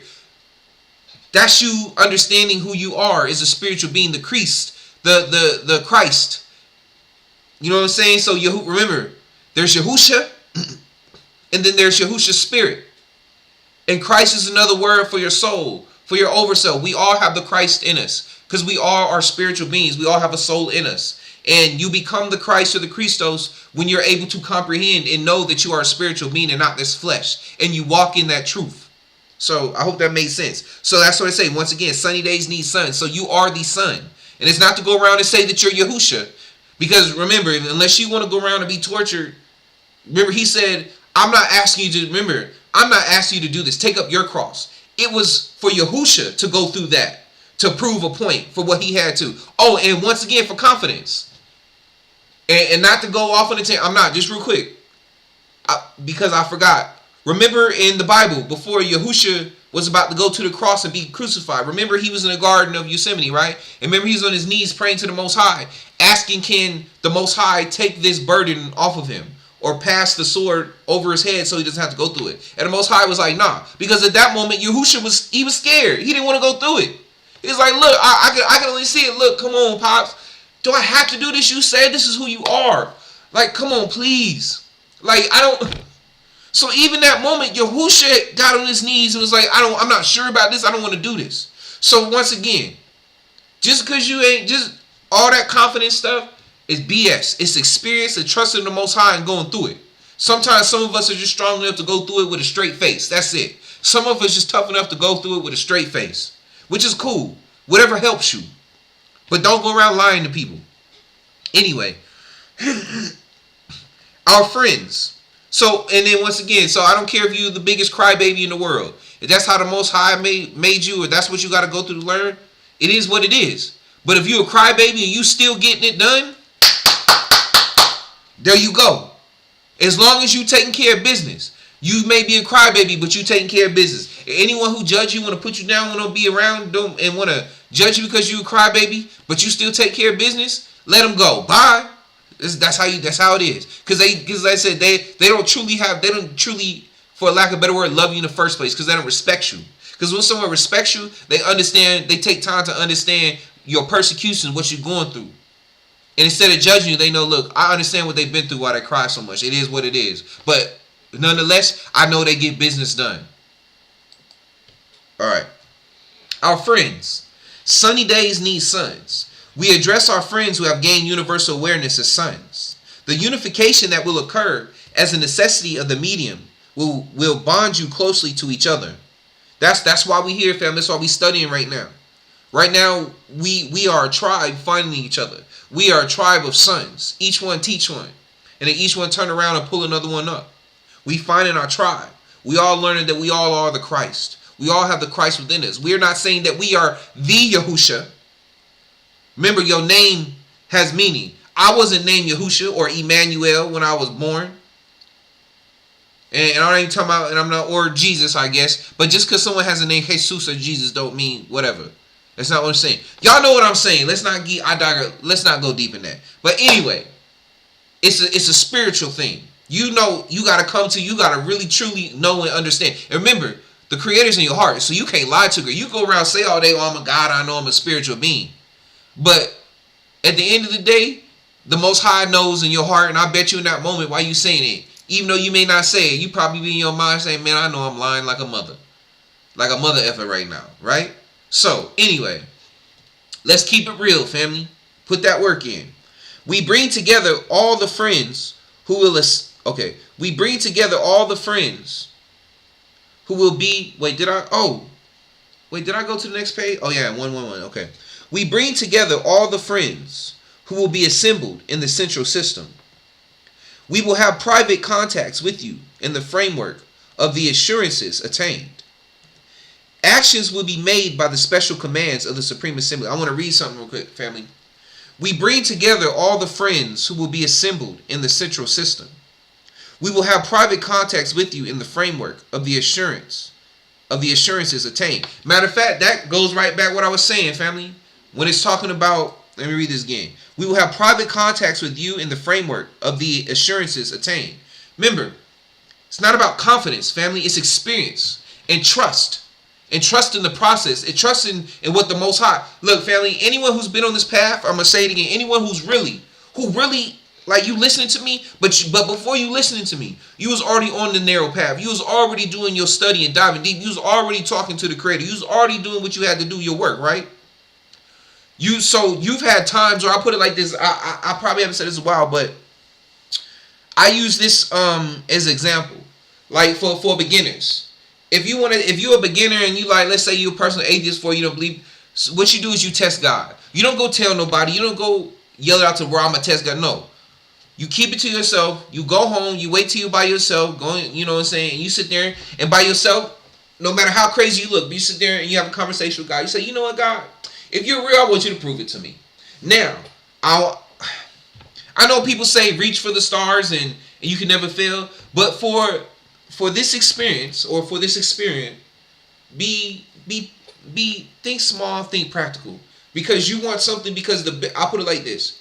The bigger the thing you ask for, 9 times out of 10, not all the time, but don't think that you're gonna be that rare occasion every time, or the what's the word? Anyway, so you go home and you by yourself. You're like, you know what, God, I want to test you. Give me, or you don't have to say give me or ask, whatever you want to be. But anyway, but if you don't believe, you might sound a little arrogant because you don't believe it anyway. But you're like, you know what, God? I'm going to test you. I want you to give me a double bacon cheeseburger. All right? And I don't eat pork, but I'm just using this for example. Or give me a spicy chicken sandwich. Whatever. Something simple. Or give me a soda. Or give me... I'll put it like this. Don't ask for nothing that's over $100. But just for this, I'll say, but even, or don't even ask, look, anything under $100, I'll say that. $100 and less. Because you don't want it to take too long and you're trying to prove a point. Ask God for something that is $100 or less or simple, right? Talk to God while you're by yourself. And then forget about it. Go to bed, go about your life. And within the next few days, God is going to come and give you something. Like for instance, so let's say, like I said, I just asked for a double bacon. I was like, you know what, God, if you real, give me a double bacon cheeseburger. Don't tell God how to do it or when to give it to you. Just say, God, give me whatever you ask for. Don't say how to do it or when to do it. Because the universe is going to work with what it's got. But just ask for it. Just say, I want a double bacon cheeseburger, right? And then forget about it, go about your business. And don't tell nobody, But then go about your business. So I say forget it. Go about your business. And then either within the next few hours, next few days, if not the next day, let's say for experience, you'll be sitting there at work, if you know, and a coworker might come in after lunchtime, be like, hey bro, or sis, you know what? I went to Wendy's today and I really, and I got me 2, and I was really hungry at the time. And so I got me 2 double bacon cheeseburgers. But honestly, after I ate one, I was full. I don't know. I just couldn't eat it. And I was like, you know what? Dang, I don't want to get rid of it. So I thought about you. And I want to come to work and I want to give it to you. And I promise you, and at that moment, that's how it works. Because at that moment, that person might look at you and you might be like, what?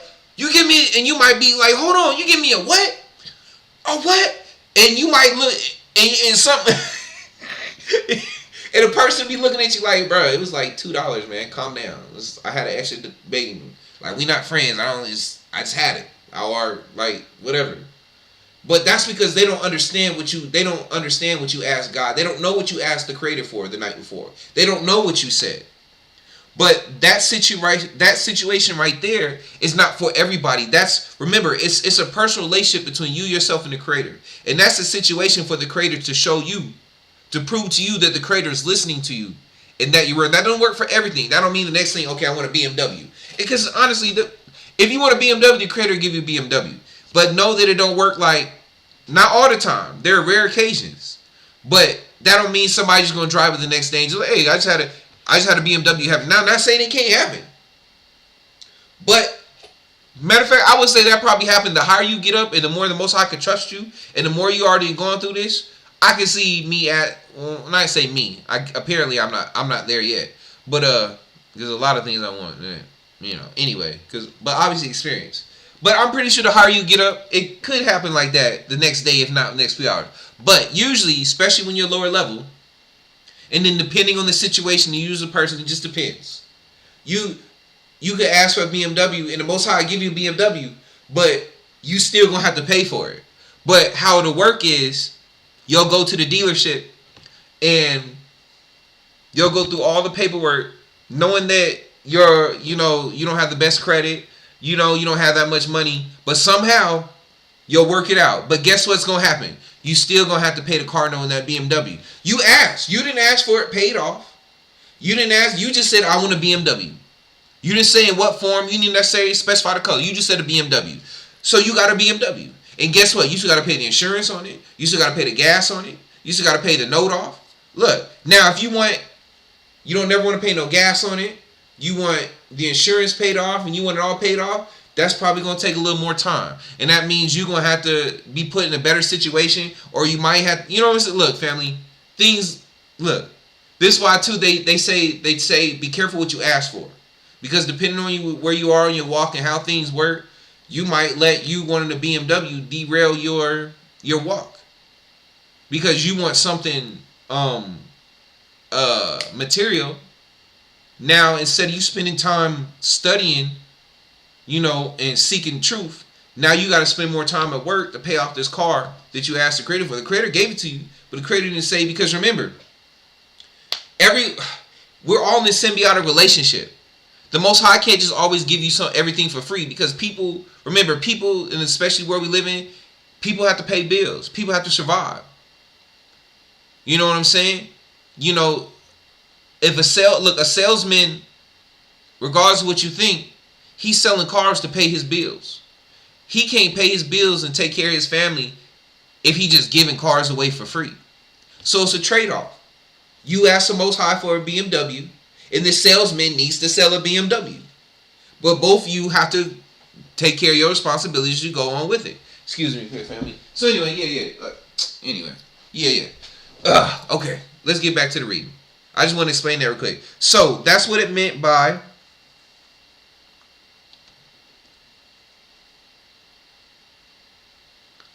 we'll have private contacts with you in the framework of assurance attained. And that assurance is from your path. Remember I said it's not confidence, it's experience.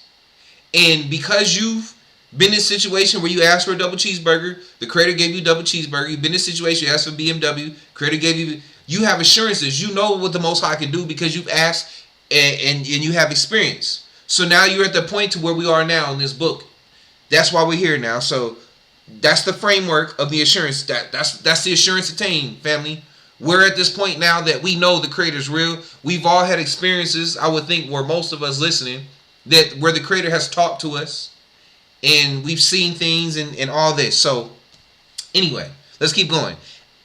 We bring together all the friends who will be assembled in the central system. We will have private contacts with you in the framework of the assurance attained. Actions will be made by the special commands of the Supreme Assembly. We will give private notices to our friends who have attained matureness. The awareness vibrations of the integrated consciousness will be able to open more powerful channels. This is a phenomenon that will take place as a necessity of evolution. Hold on, let me read that again. We will give private notices to our friends who have attained matureness. Talking about us again. The awareness vibrations of the integrated consciousness will be able to open more powerful channels. That awareness consciousness, family, remember, that's talking about like, you've been on this walk so long. Remember I told you before, I gave the example of a man, let's say, you're going to get in a fight with somebody one day. You don't know when or how, it's just something in you. So what do? You were preparing. You were preparing beforehand, right? Okay. That's what you was doing. Right? You were preparing beforehand for that fight. So until eventually that fight came. So hold on, we will give private notices to our friends who have attained matureness. The awareness vibration. So anywhere even though it doesn't necessarily even though the message you get from the creator doesn't always come in the form of a English word, or in conversation that we're having, you've been walking this path so long and experienced so long, like you start to understand the vibrations as words, as conversation. You start to understand which thoughts are yours and which thoughts aren't yours. Like I said, it's all through experience, family, right? And that experience is what they call confidence. Experience and trust in the Creator, family. It's experience. But and I could say confidence might be another word of being fearless. Because as like I said, once you've been through something enough and experienced something enough, you don't worry about it as much. Like, man, I've been through this so much. There's nothing for me to fear. But once again, don't confuse that with worldly confidence or ego. To think that you can't fail or nothing go wrong. That's where people go wrong. That's where people fall down and be like, they get too cocky. That's when the Creator has to knock you off your high horse and remind you, hey, look, bro, it's not you. You get out your ego and your vanity. You forgetting about me. Understand that you are where you are right now because I got you here. Because I gave you the strength. Because I didn't let these other people kill you. Because I didn't let this situation take you down. Don't take the glory away from me. Don't let your ego take over. Matter of fact, you was only born because I had your parents get together to make you. I chose you out of the nutsack. Out of all these sperms, I chose you. So don't ever get that mixed up. Don't ever forget. I brought you in this world and I'll take you out. Anyway. We will give private notices to our friends who have attained matureness. The awareness vibrations of the integrated consciousnesses will be able to open more powerful channels. This is a phenomenon that will take place as a necessity of evolution. Remember, family, we evolve in spiritually. The more we read, the more we study, the more we fast, the more we pray. We evolve we're evolving so that we can receive these downloads better, so that we can understand these downloads, so we understand that the quiet voice of the Most High in the dark. Because the Most High's voice, although the Most High is powerful, the Most High's voice is very calm. It's very quiet. It's very small. So it's not to scare you. It's not to destroy you. So you have to learn to quiet yourself so you can hear that voice. And I still work on that myself, family. But when we let fear take us over, or we start panicking all the time, or we let worldly things, our imagination take us over, it's hard for us to hear because we start, man, why I don't have this? Why I'm not? Look, I get there too, family. Regardless of me talking, don't get me wrong, I still struggle with this stuff too, but every day I get up and you work through it. You work through it until one day I know it's going to be better. Keep pushing. That's why we reading. That's why we here. We doing this. We will give private notices to our friends who have attained matureness. The awareness vibrations of the integrated consciousness will be able to open more powerful channels. This phenomena that will take place as a necessity of evolution. Everyone will make direct channel conversation from his or her own medium. Everyone will make direct channel conversations from his or her own medium. In other words, what's the word say? The Most High will come to you where you are. The word comes to you where you are. The Bible says that. I forget, it's New Testament. It's around the time where, remember when the disciples, after Yahushua had died on the cross and all the disciples were gathered and they were all in the room praying, and they said they saw all these tongues of fire come down upon everybody, and everybody started speaking in tongues, and there were people from different places who didn't speak the same language, but all of a sudden they could all understand each other at that moment. The word says in that moment too that the Most High comes to you where you are. The Most High knows where you are. So and I've said this before, there are many roads. There's only one narrow path, but there are many roads that lead to the narrow path. You just have to persevere and have faith and keep moving, right? So, and as you persevere and keep moving, remember that's the Most High will meet you where you are. So, however, I'll put it like this. However, I hear the voice of the Most High is not necessarily how everybody hears the Most High's voice differently. However, I hear the Most High's voice, you might hear the Most High's voice different. That's why you have to learn yourself. That's why you have to go on this path. So everything I say isn't always tailored for everybody. But some stuff is general, like the fasting, the praying, and the faith. But you still have to learn to hear the voice. I don't know how the voice of the Most High sounds within you. That's for you to find out and for you to persevere and to test it and to pray and to ask and to seek. Because like I said, I don't know your experience and know what you've been through. So, and you just like you don't know me and what I've been through. Everyone will make direct channel conversations from his or her own medium. Those whose fabrics have been woven separately, hold on. Everyone will make direct channel conversations from his or her own medium. Those whose fabrics have been woven separately will be marked on the same stall. The goal is to serve a single hand. The gain is yours. That's pretty much the same thing I said, family. There's one narrow path, but there are many different paths that lead to that narrow path. So eventually every path will start to merge. If you're really seeking the narrow path, wherever you're coming from, whether it be from Christianity, Islam, Buddhism, Hinduism, or whatever other religions out there, right? If your search is truly for knowledge and you really live by, and all these religions have one thing in common. They say that one way or another, do unto others as you have been doing to you, and love the Creator with all your heart. They all have that in common. So, eventually, regardless of what background, all these roads will eventually merge into that one single path. Because we are all one, family. So that's basically what it said. It's all going to end up on the same stall. Regardless, you might, like I said, this brother and sister started Islam, this brother and sister started Christianity, this brother and sister started Judaism, this brother and sister started Hindu, this brother and sister was a Buddhist, this brother and sister was a Taoist, you know what I'm saying? This brother and sister was a Rosicrucian. Look, at the end of the day, if you're in your heart, if you're true, and even if you're in a religion that didn't have love God or your heart and doing, but in your heart, because remember, God is in your heart. Remember, the Bible talks about how even the Gentiles will have the word in their heart and not know nothing about it. At the end of the day, if in your heart you truly have that so-called, for lack of a better word, love in your heart for others, right? There's something to tell you, there's something more. Eventually, if you stay and keep seeking that knowledge, but continue to respect others in your path, eventually we will all meet up on the same path, family, whether in this life or the next. Okay, this phenomenon that will take place as a necessity of evolution. Everyone will make direct channel conversations from his or her own medium. Those whose fabrics have been woven separately will be marketed on the same stall. The goal is to serve a single hand. The gain is yours. The medium to which you give service is the Universal Unification Council.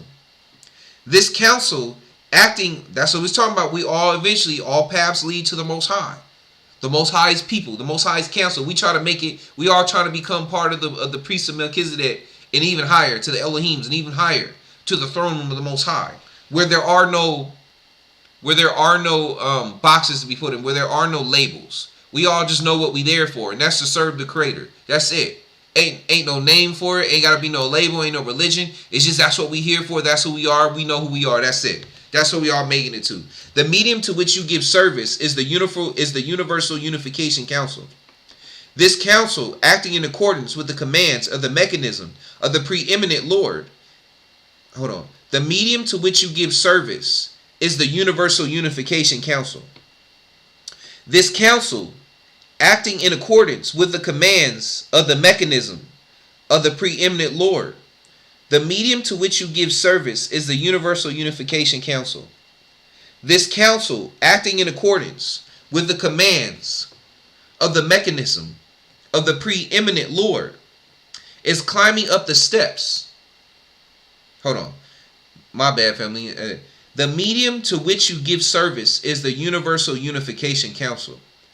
This council, acting in accordance with the commands of the mechanism of the preeminent Lord, is climbing up the steps of the belief in what is good, beautiful, and correct. Okay, do unto others as you have them do unto you.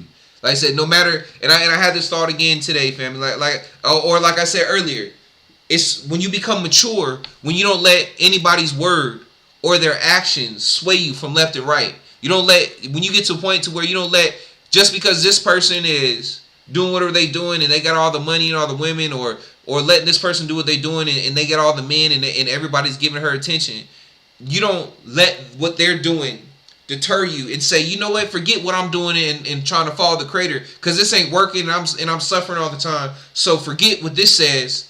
I'm going to go do what this person's doing because I want what they want. Because you don't let that happen because you steadfast in your beliefs.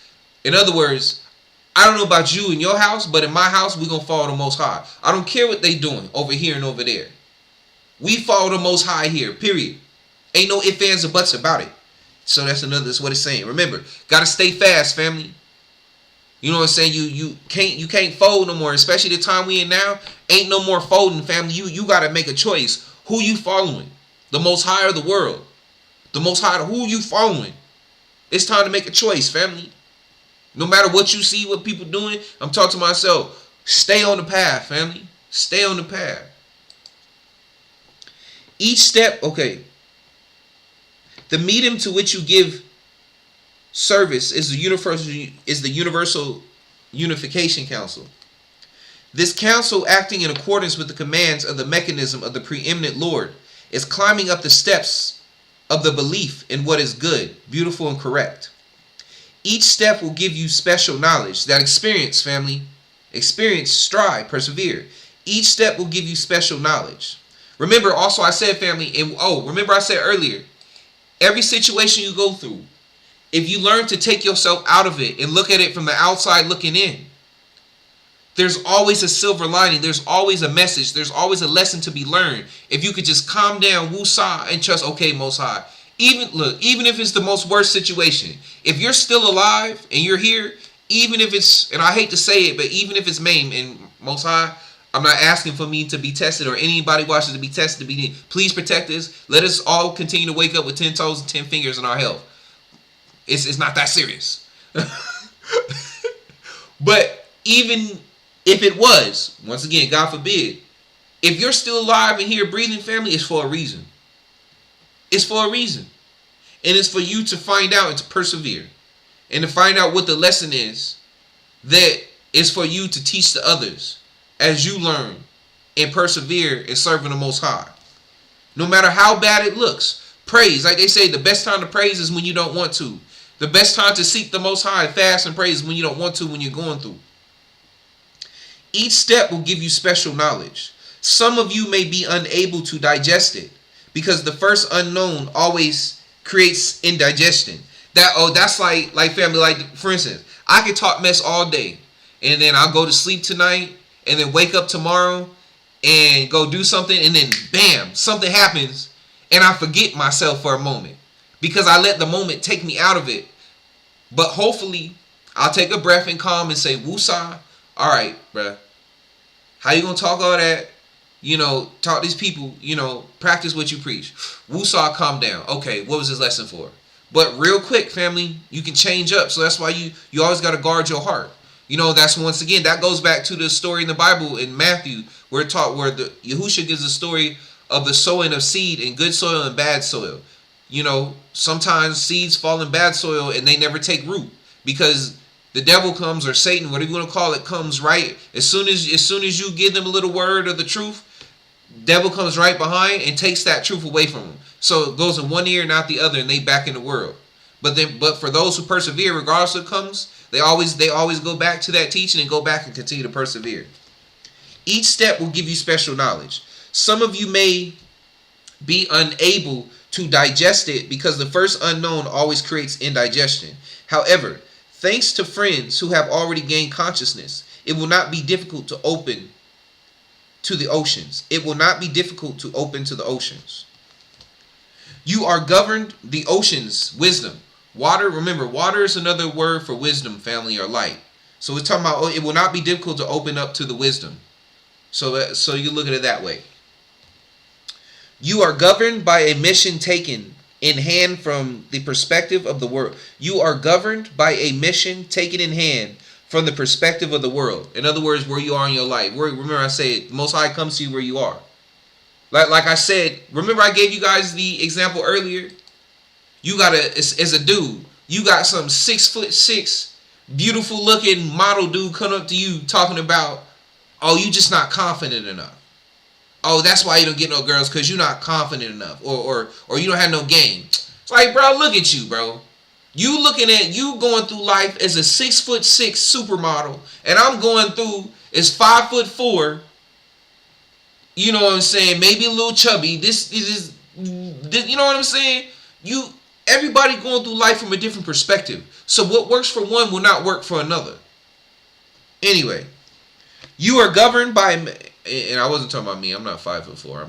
Anyway, it don't matter. Look, my short kings out there. Hey, Yas King, forgive me. No disrespect. No, for real. Look, most high levels are. Look, honestly, if you look back in history, with Alexander the Great, Genghis Khan, most of these dudes, most of the people, even today, like a lot of big famous people, a lot of these cats is short, and a lot of these cats is people that honestly aren't even considered very attractive individuals. But sometimes the Most High puts you in those situations, because that's what, look, when you in situations where it seems like the world is against you, and it's like, and people always telling you can't do it, that's when you can do it. Because you become so determined, I don't care what y'all say. And then you end up more powerful than most people. I'm just saying. I've noticed this. So, to my short kings, hey, no disrespect. Because, like I said, one day, you call somebody short, and next thing you know, he your president, or Most High might put him. Remember Saul? Saul was all tall and handsome and stuff, right? And then he replaced him with David. Remember, they said David was really short, and he was really weak. But yet, David became king of Israel. So, hey, just saying. The medium to which you give service is the universal unification council. This council, hold on. Okay. Each step will give you special knowledge. Some of you may be unable to digest it because the first unknown always creates indigestion. However, thanks to friends who have already gained consciousness, it will not be difficult to open to the oceans. You are governed by a mission taken in hand from the perspective of the world. Only the frequencies of the awakened consciousnesses can reach here. Do not presume that this gate is open to everyone. For this reason, friends among you who have deficiency in their frequencies and disorderliness in their frequencies are eliminated. In other words, family, those who, once again, the story going back to the sower. Sometimes seeds fall on good soil, sometimes fall on bad. This is why I say, family, you have to make sacrifices to be on this path. If you think you're going to be on this path and still be in the club, still be sleeping around every Tom, Dick, and Harry, whether you female or male, you think you're going to go through here and not be celibate? You think you're going to go through this and not make sacrifices? You think you're going to go through this and not do what needs to be done? You think you can go through this, talk the talk, but not walk the walk? You're sadly mistaken, and you will be cast out. Just letting you know. That's what that's saying. Remember, the Most High know your heart. So with your mouth all day, you might be talking about you serving the Most High, but the Most High know that you waiting just to get up out of this meeting, because as soon as you got this meeting, you about to go smash old shorty over here who you don't plan on being with, or vice versa. You about to go over here and let old dude smash you, and you know that you have no desire to have kids with this man, be with it. You know, for both sides. Most High see everything, family. You are governed by a mission taken in hand from the perspective of the world. Only the frequencies of the awakened consciousness can reach here. Do not presume that this gate is open to everyone. For this reason, friends among you who have deficiency in their frequencies and disorderliness in their frequencies are limited. Oh, remember too, family, if you want to come back here again and repeat this life, you can do that. And then sometimes, family, like I said, some people don't make it because it's not their time. Some people are older spirits than others. Some people might need to come back here another 4-5 times until they get it right. But you might have already been here 200 times. But you don't want to just stay because of them. You ready to go to the next level. It's like, I done already done my time. So let them go through however many times they got to go through. And it's not saying everybody. Look, some people have to go through it once, some twice, some hundreds, some thousands. I've even read that some people be like, been through it millions of times. I don't know. Look, all I know is some people, like I said, some people love hell. That's all I'm saying. All right. For this reason, friends among you have deficiency in their frequencies, and disorderliness in their frequencies are eliminated. The honey will run through the honeycombs and will become extracted honey. When the time comes, hold on. Even I was like, okay, hold on. The honey will run through the honeycombs. I kind of have an idea what it's talking about, but let me be quiet on this one and keep reading. The honey will run through the honeycombs and will become extracted honey. When the time comes, you will comprehend towards what these endeavors are directed, and you will attain cognizance of how you have been trained for this material. Oh, okay. The honey is you running through the honeycomb. So as you go through the honeycomb, you're collecting, I guess, as a honey runs through honeycombs, it's picking up different particles. It's like it's a metaphor for life. As you go through life and go through experience, you're picking up things along the way. You're learning things. You don't know when you're gonna make it out, but eventually you're gonna make it out. And then once you make it out, you'll understand. Oh, that's what this is for. So yeah, the honey will run through the honeycombs and will become extracted honey. When the time comes, you will comprehend towards what these endeavors are directed, and you will attain the cognizance of how you have been trained for this maturity. The universal unification of perceptions. The universal unification of perceptions causes universal energy to intensify. This energy accumulation gives happiness to those who have gained cosmic consciousness, but makes a great pressure on those who have not yet gained it. The universal unification of perceptions causes universal energy to the universal unification of perceptions causes universal energy to intensify. This energy accumulation gives happiness to those who have gained cosmic consciousness, but makes a great pressure on those who have not yet gained it. Okay, what this means, the universal unification of perceptions causes universal. In other words, you got this brother and sister coming from Islam, this brother and sisters from Christianity, this brother and sister from Judaism, this brother and sister from Buddhism, Hinduism, Taoism, all these different ones, right? In other words, you have all these different consciousness come together from genuine individuals who are genuinely seeking the true wisdom, who are genuinely not getting stuck in the box of whatever religion they started in. Because once again, fam, like I said, all roads eventually lead to the narrow path if you continue to work and push, finding truth. And then once you get there, you realize it's all the same. You know how I say it again, family. I said it once, I'll say it again. All these religions are the same. If you really take the time to study them and dive deep, regardless of the wording, if you take the time to study and get into etymology, look up definitions and take time, you'll understand that they all really is the same message. So what it's saying is, once again, the universal unification of perceptions causes universal energy to intensify. So in other words, okay, this energy accumulation gives happiness. So anyway, in other words, the closer you get to the truth and the more you realize, and once you get out of that mindset, oh, my religion knows everything, only my religion is the truth. But once you realize they're all saying the same thing and they all have truth in them, that's when you get happier, because you're like, oh, I made it this far. And you're no longer stuck in slavery in the mindset of religion. So you start getting joy from you walking around like, yeah, Most High giving me the wisdom. I understand what you talking about and what you talking about from this religion. And y'all sitting here arguing. But it's like being in a room full of a priest, a rabbi, a imam, and a monk, right? And they all sitting there arguing about whose religion is the best. But you sit in the background as the mighty sage, the mighty man or woman full of wisdom, sitting here like, look at these fools arguing. They sit here thinking they holier than thou, walking around in they nice clothing and stuff, thinking they better, thinking they so blessed by God, and they still, but really they like children.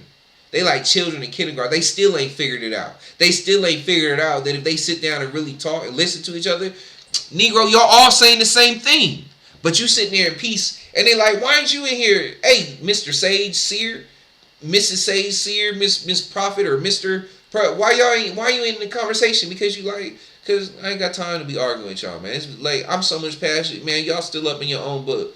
Like, you won't even pick up each other's books and read. You won't even give each other. I don't have no time to be in this argument with y'all, arguing back and forth. Y'all look like fools. And that's pretty much what it's talking about right now.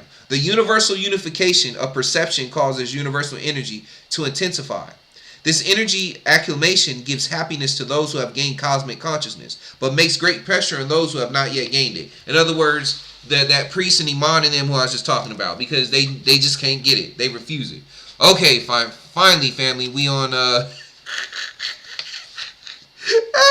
always be doing that. But look, anyway, let's keep going. So, if a description of this century should be made, it can be called the century of stress. For the universal cosmic unification enables the essence energies to be released. And the essence nucleus is the most intense energy.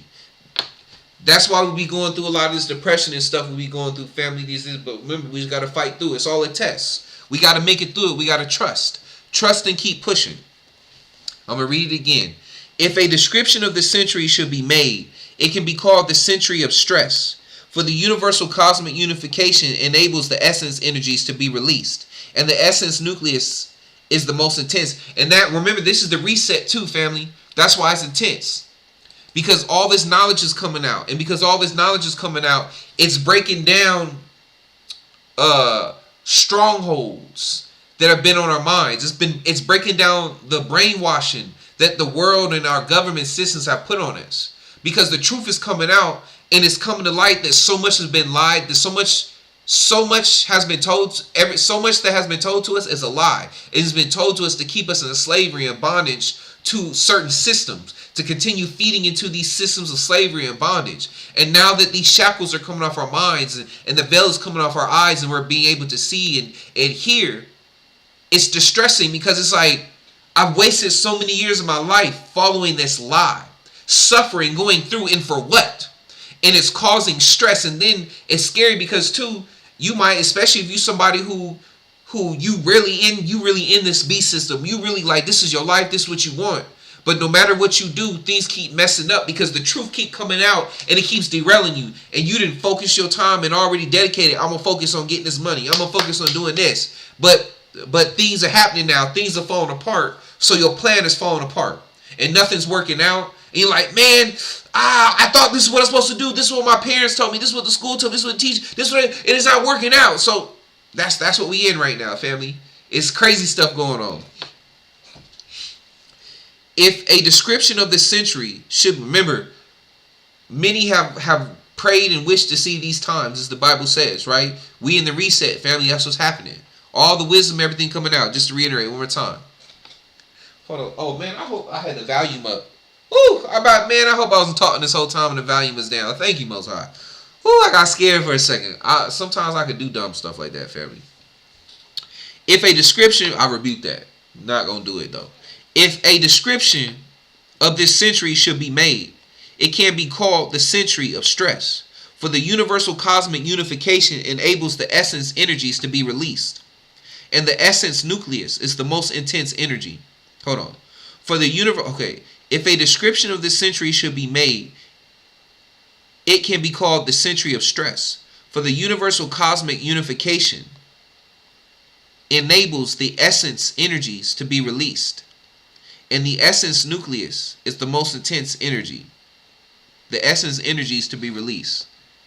For the universal cosmic unification enables the essence energies to be released. And the essence nucleus is the most intense energy. I don't want to say nothing stupid. I've said it. Yeah, let me keep going on. The more the energies intensify, the greater their dimensional progresses are.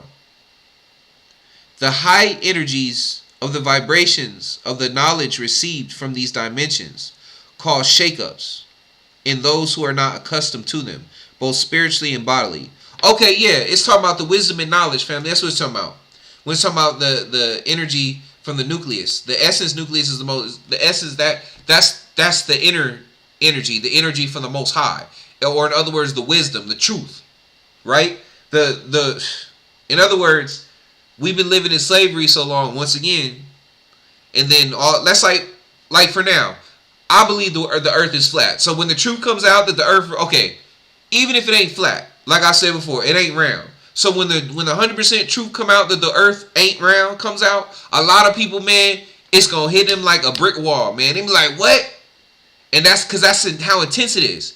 Because you know you've been told all your life it's something else. So when it finally comes out, and this is my favorite line. People always say, So if the world was flat, what does it matter? How would that change my life? It would change your life.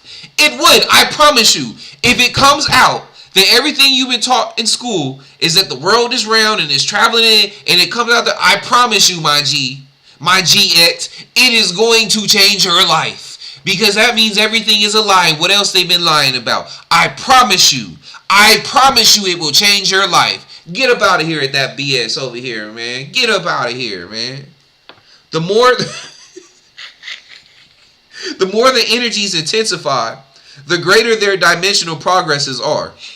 The high energies of the vibrations of the knowledge received from these dimensions cause shakeups in those who are not accustomed to them, both spiritually and bodily. Keeping this in mind, we are at the moment assembling the higher dimensional energies together and are making the suns pass beyond certain dimensions. We are arranging the steps by assembling each frequency at the same dimensional level. When he's talking about the sun, he's talking about us, family, talking about us growing. It's about the more that we read, the more we seek, the more we fast, pray, the more we seek this knowledge, the more our minds are growing and being attached to other dimensions. So when that time comes, when that spiritual technology, when that spiritual technological horn from the heavens blows, and our molecules start vibrating faster, and we go up in these Merkaba ship portals to go to another realm, we gonna go because our minds have already been acclimated to this new way of living, this new dimension. But if you keep living here and saying that, remember we were reading the keys of Enoch, how I was talking about certain certain languages are languages of death because they don't speak of life and they don't speak of different dimensions, but they're languages that keep you stuck here on earth and say that there's nothing outside of us on earth, that you are the only God, that there's no other species. That's basically what it's talking about. So we study it right now to expand our consciousness, so when that time comes, when that horn blows and our molecules start vibrating to higher vibrations to where it's like we disappear, or but we're really ascending. I'm not talking about no rapture stuff. I don't believe in that rapture stuff. I'm talking about the truth, right? So when that happens, we'll be able to go because we've already prepared our spirits, our minds for the next realm, to evolve, to accept it. But if you only about that money, you only about this life, family, you good. You gonna stay here and go through it again. It is what it is. Excuse me real quick, family. I gotta blow my nose again.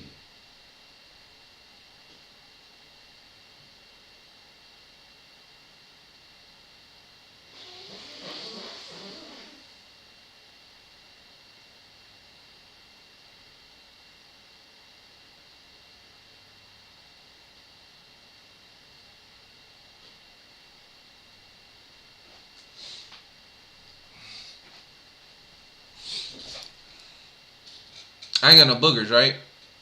No? Okay, I'm good. I'm just making sure. Okay. Okay, keeping this in mind. Oh, yeah. Y'all need to see my boogers. No way. I ain't got no boogers. Keeping this in mind, we are at the moment assembling the higher dimensional energies together and are making the suns pass beyond certain dimensions. We are arranging the steps by assembling each frequency at the same dimensional level. That's why we want, once again, family, we all together reading this book and other books. And remember how I mentioned before that I've noticed that, as we go through studying, and then let's say I'll start seeing other people talking about the same thing, whether or not they watch my videos or watch other. It's like those who are really seeking this knowledge, we find ourselves getting the same information one way or another, because it's for us to continue to ascend, because we continue to put this work in. The highest step of the world planet is at the moment given. Okay, the highest step of the world planet is at the moment given as the 18th dimension. However, our purpose, the highest step of the world planet at the moment given as the 18th dimension. The highest step of the world, hold on, oh, am I on the right? Okay, yeah. The highest step of the world planet is at the moment given as the 18th dimension. So maybe that's When it's saying that, maybe that's saying that's the highest it's taking our consciousness right now. When it says it's taking suns up to higher dimensions, maybe that means that's as high as the knowledge we're getting right now is we're allowed to get knowledge up to the 18th dimension, because that's as far as that we can handle and understand. I could be wrong about that, but anyway, because I'm not, anyway. However, our purpose is for universal unification, to be strengthened and to be free from the medium of ego. In this manner, we wish to prepare you for higher dimensions. In other words, like, we all have selfishness in us for the thing, but if you're doing, I'll put it like this: let your selfishness be everything you do. Let it be for the Most High. Don't do it for your own flesh. Don't do it for a man. Don't do it for a woman. Don't do it for the Most High. Because when you're doing everything for the Most High, it's going to work out regardless. Because like I said, we all have selfish intentions because we all want something. But instead of doing something to want it from people or from flesh, everything you do it because you want something from the Most High. Because the Most High is your mother, is your father. And that's what the Most High is for. And that's where the Most High gets joy from giving the Most High's children who are really an extension of the Most High. You are, like in the world, you are a reflection of your mother and father in the flesh. That's why you look like them. But where our spirits are made in the image of our Creator. So everything we do gives the Creator joy, because the Creator is our parent or our parents. But our parent or is our Creator. So everything you do it for our Creator and expect back from them, because it gives our Creator joy to give us things. Like, for instance, parents, do you not give joy? As the Bible says, as a parent, do you not get joy from being able to spoil your children by giving them what they want if you can afford to? You know what I'm saying? Same thing, the Creator. The Creator is our parent, our mother, our father, however you want to see it. So the Creator gets joy from giving you your desires. If the Creator knows you deserve it, you can handle it. Because like a parent, you don't want to give your child something that you know they're not ready for, that will only set them up for failure in the future. So, as above, so below.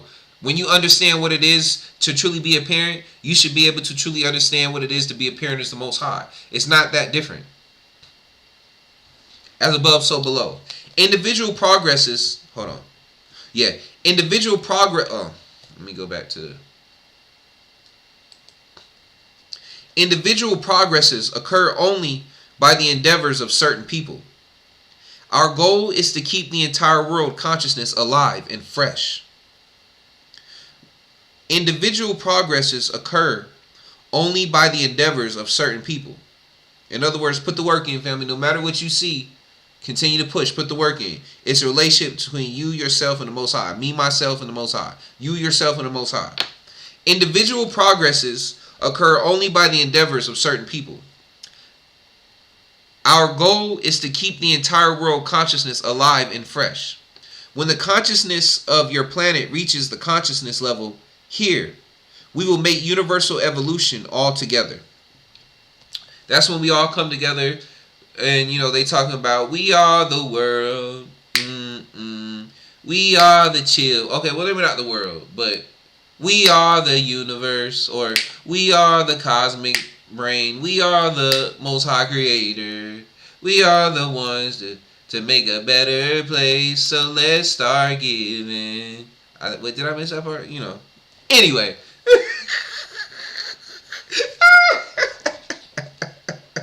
That was so horrible. I gotta feel like listening to the song now.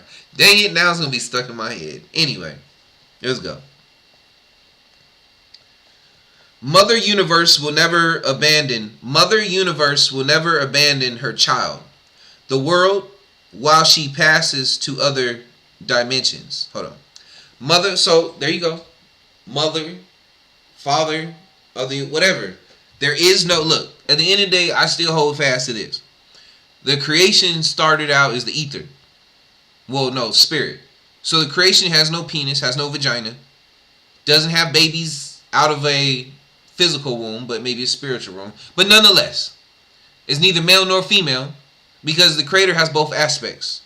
The Creator is mother and father. But that's why I try my best to just say, now I'm starting to say universal creator of the multiverse, because the creator has multiple universes and created everything. So we talk about the most high creator of everything, of the Big Bang, of before. Like I said, how you ever know someone is not the creator? If you ever look, I don't want to go down that rabbit hole right now. Let's keep going.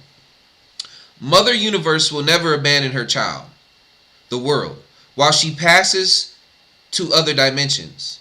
She will always protect it and will hold its hand. It has been like this since time immemorial. Oh, okay, another way to put that too. Mother Universe will never abandon her child, the world, while she passes to other dimensions. She will always protect it and will hold its hand. In other words, even when you pass out of this avatar and we ascend, and let's say the next existence we go out of this is to literally go to a place that's like off the movie Avatar, Pandora. And we become, and our spirits possess bodies of beings that look like the Na'vi. Even when we go there, the Most High Creator, whether you call it the Christian God, the Jewish God, the Muslim God, but the Creator, the Most High Creator of all things, will still be the same Creator there as the Creator is here. It will still be love the Creator with all your heart, for lack of a better word, and do unto others as you want them to do unto you in the next dimension as well. Matter of fact, if anyone's ever read the book, The Iron Republic, there's a scene that there's chapters in the book where one of the main characters meets a man and he's going around the Iron Republic. The Iron Republic is a nation outside of the ice walls, right? And there's a scene where he meets this man who's going around the nation preaching some word of a God. And as he sits there and talks, the man sits there and is like, hold on, this sounds a lot like the gospel, but he knows it's not the gospel from here. So it's just an example letting you know that the Most High is everywhere, even in these other realms, the spirit of the Creator might go by a different name, the story might be a little different, but nonetheless, remember, all roads lead to the narrow path. So, but nonetheless, if you continue to dive deep, essentially the same message is always going to lead to coming together to serve the Most High and ascending to heaven, or whatever you want to call it. It's all going to come to the same place. It's all going to eventually come to the same understanding, whether it's in this dimension or whether you're in another dimension where you're a bubble being, and you don't have any bones, but you just it doesn't matter. It's all going to be the same circumstances regardless. Messiah, there's going to be a Messiah in every different dimension, just by a different name, because it's all. Anyway, let's keep going. Mother Universe will never abandon her child, the world, while she passes to other dimensions. She will always protect it and will hold its hand. It has been like this since time immemorial. Eternal past, eternal future have never been separated from each other. The disintegration of the atomic structure is reinforced by the energies produced by the brain generators, and in this manner the atomic bond is not broken. The disintegration of the atomic structure is reinforced by the energies produced by the brain generators, and in this manner the atomic bond is not broken. In other words, I think when it's talking about the atomic structure, I think it's talking about your avatar flesh, the one you're in now. And over time, it's basically destroyed as your consciousness grows, as your understanding grows. It breaks down your flesh, because you start to understand, oh, I'm not this flesh. I'm a spiritual being, and I'm gonna have a different avatar anyway. And it's time for me to ascend and become something different. So this flesh is just another word of saying die into your flesh. The disintegration of the atomic structure is reinforced by the energies produced by the brain generators, produced by wisdom, in other words. The disintegration of the atomic structure is reinforced by the energies produced by the brain generators, and in this manner the atomic bond is not broken. This is the tableau of a systematic order. Universal unification is the mirror image of such an order. Distances are no longer valid. The operational system is not the system known by the world humans anymore. Distances are no longer valid. The operational system is not the system known by the world humans anymore. There will arrive such a day when there will be no hierarchical order in the universe. And then you will see and learn what genuine happiness is. Our love is upon. Okay, in other words, we're growing to a point, family, like we're in a point right now, family, where this is why I say, look, it's not that religion and the word and having a so-called religious leader is bad, especially if they're actually following the word and actually genuinely trying to help people and not just doing it to keep people in bondage and take your money and keep you in hell. But everything at this moment is for a reason. Remember, in order to become a leader, you must first be a follower. And in order to be free, you must first be a leader. Because to be free comes with responsibility. Like, for instance, if I just went into the forest and wanted to build my homestead, I have to be able to be a leader of myself. Which means I need to take responsibility that if I don't get up and chop wood, if I don't build the house, if I don't go out and go hunting, if I don't take care of the farm, of the seeds I planted, I'm going to starve to death, I'm going to freeze to death, because I'm responsible of myself at that point. So there's no one there to motivate me to do what I should already know I need to do. I decided I want to come to the wilderness and live by myself, so I need to take responsibility and do what I need to do to take care of myself. So one day, family, like, and people talk about this too, when you become the Buddha, that's like you ascend to a level to where you need no master. Because you understand that everything is one and you are everything. And that there is no, there is no need for food or water. That's like, you understand it's a matrix. It's not real because we're all one. It's just an experience. It's like, I hope I'm explaining that right. But yeah, so, hold on, let me see.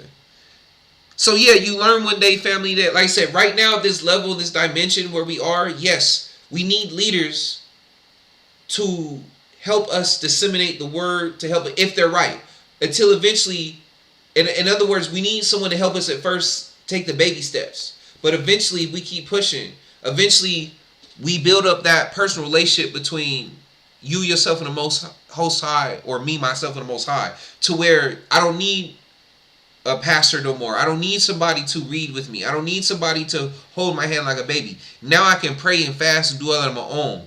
I don't have to do it I don't just have to only go talk to the Most High on Sunday. I can talk to the Most High every day. I don't just have to talk to the Most High on Friday or Saturday. I talk to the Most High every day. Every day is a Sabbath for me. Every day I'm studying. Every day I'm out here doing unto others as I want them doing to me. I don't need nobody to tell me.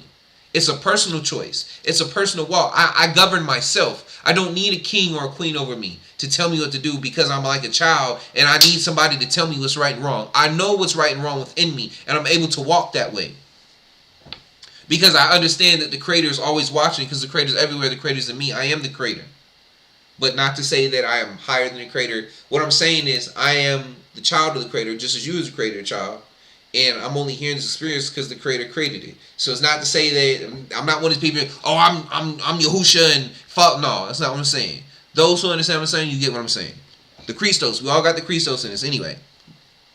Distances are on. And also, family, when it says distances are no longer valid, when you understand that the universe is within you, that the universal creator is within you, that you are the universe, it's like you understand that. Remember, it's like the holodeck. Remember in Star Trek, the holodeck? And it's funny too when you notice remember the holodeck is in a square. It's in a cube. All life is built in a square. You know what I'm saying? Within a circle of time, right? But the building block, remember, the crater is a crater or a mason. You know, that's that symbolism. The cube of life. You know what I'm saying? So anyway, so what I'm saying is, remember, and I've gave this example before. You know how on the holodeck, right?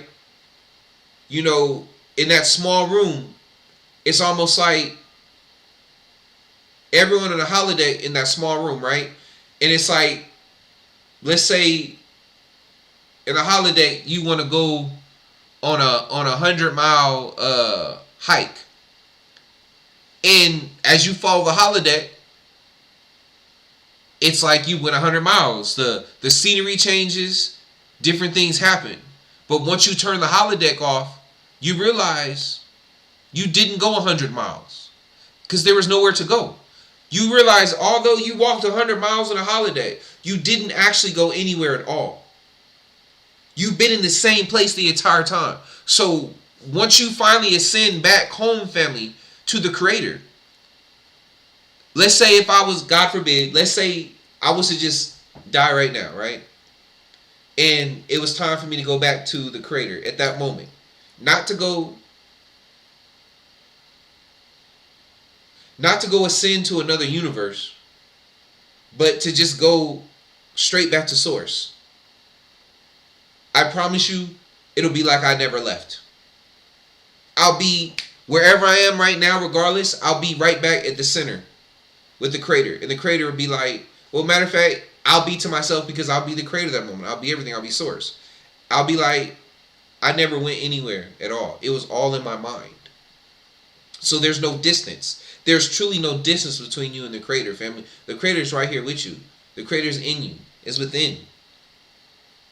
Because all this matrix, this physical matrix, although it's physical, it's really not. It's all made of spirit because everything comes from spirit. Its base code is spirit. Matter of fact, think about Ant-Man. Remember, and that's funny, Ant-Man about to come in. That new. Remember, Ant-Man they get so small that they disappeared and went to another universe. So imagine they went even more smaller and smaller and smaller. You just go back to where you came from, back to source. Because source is here. It's been here the whole time. So that's what it means, like, you never really went anywhere, family. We're not really going anywhere. All of this is a computer-generated hologram on a universal level within the mind of the Creator. That's what this is. Anyway. Distances are no longer valid. The operational system is not the system known by the world humans anymore.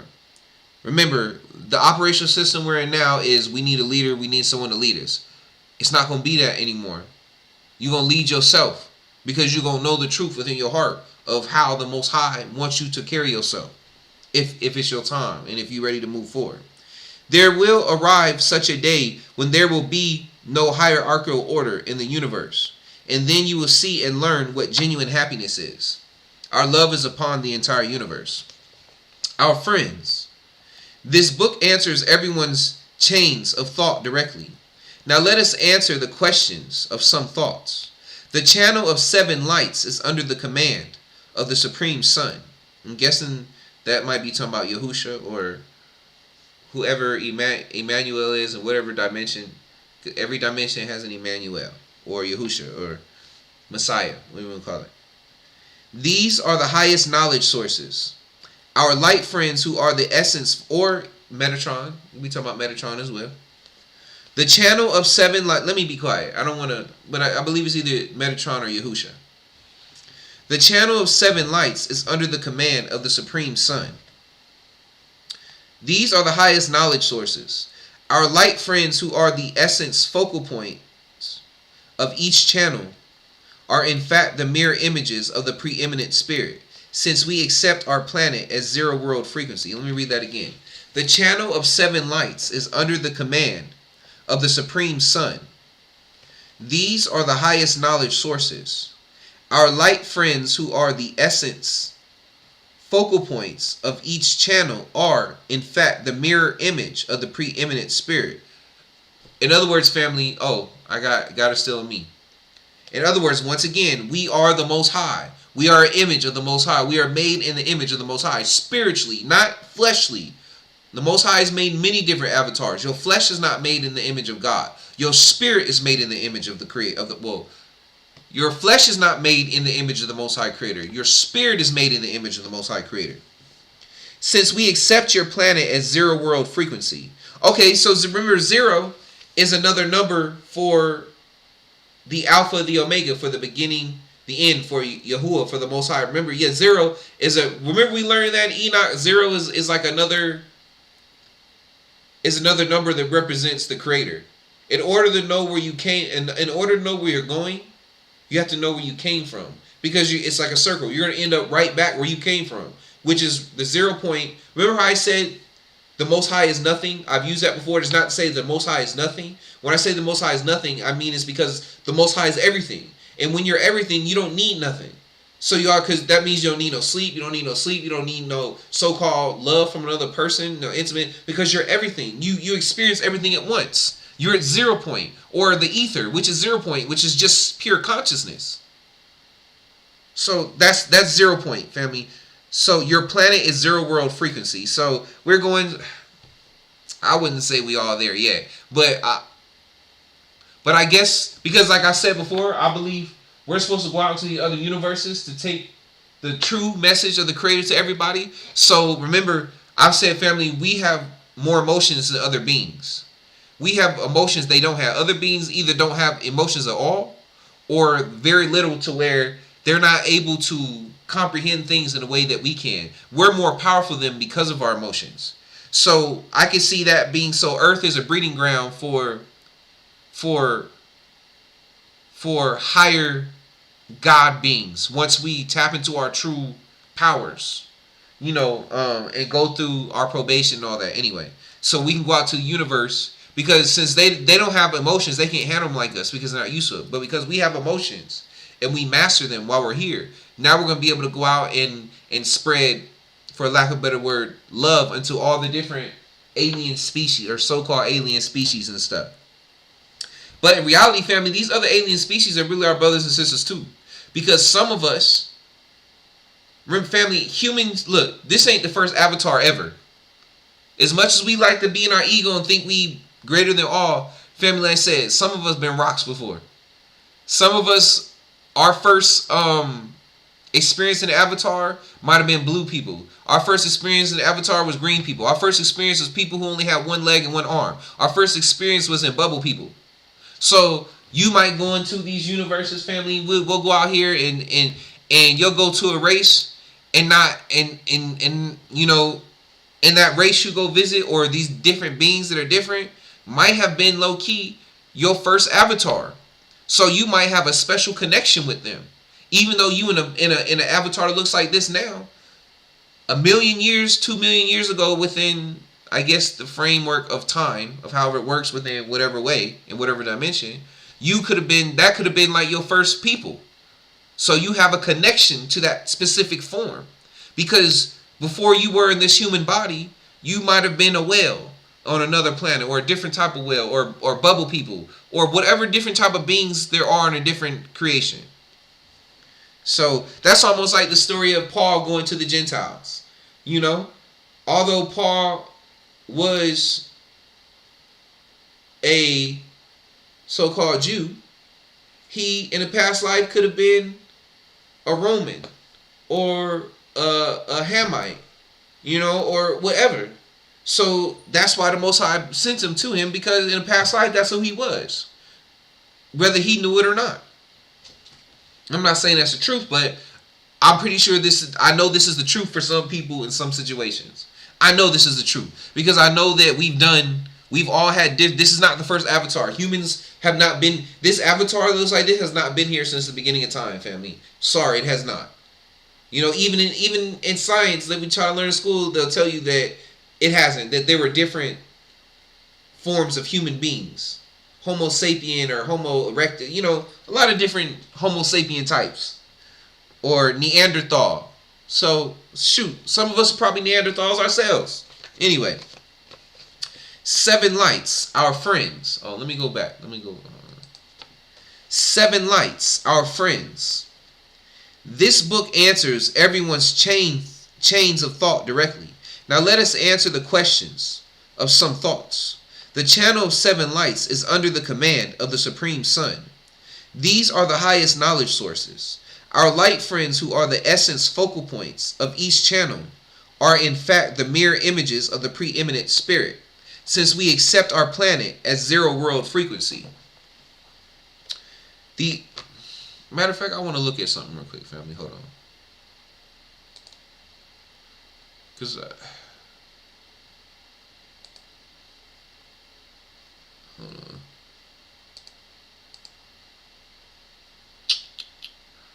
Hold on. Dang it. Okay. Hold on.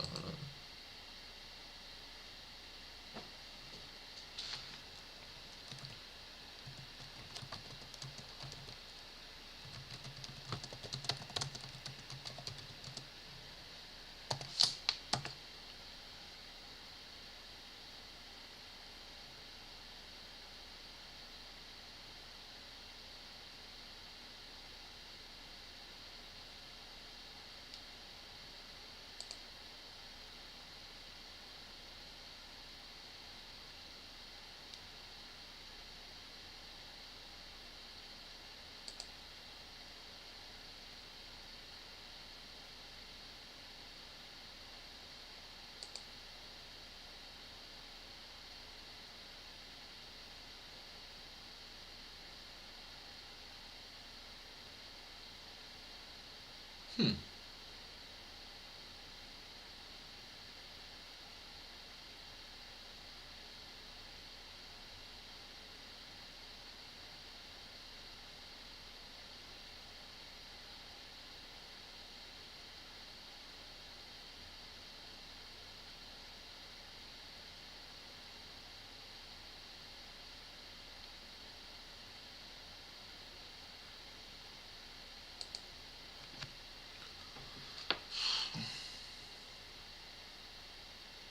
Give me a second, family. I'm trying to.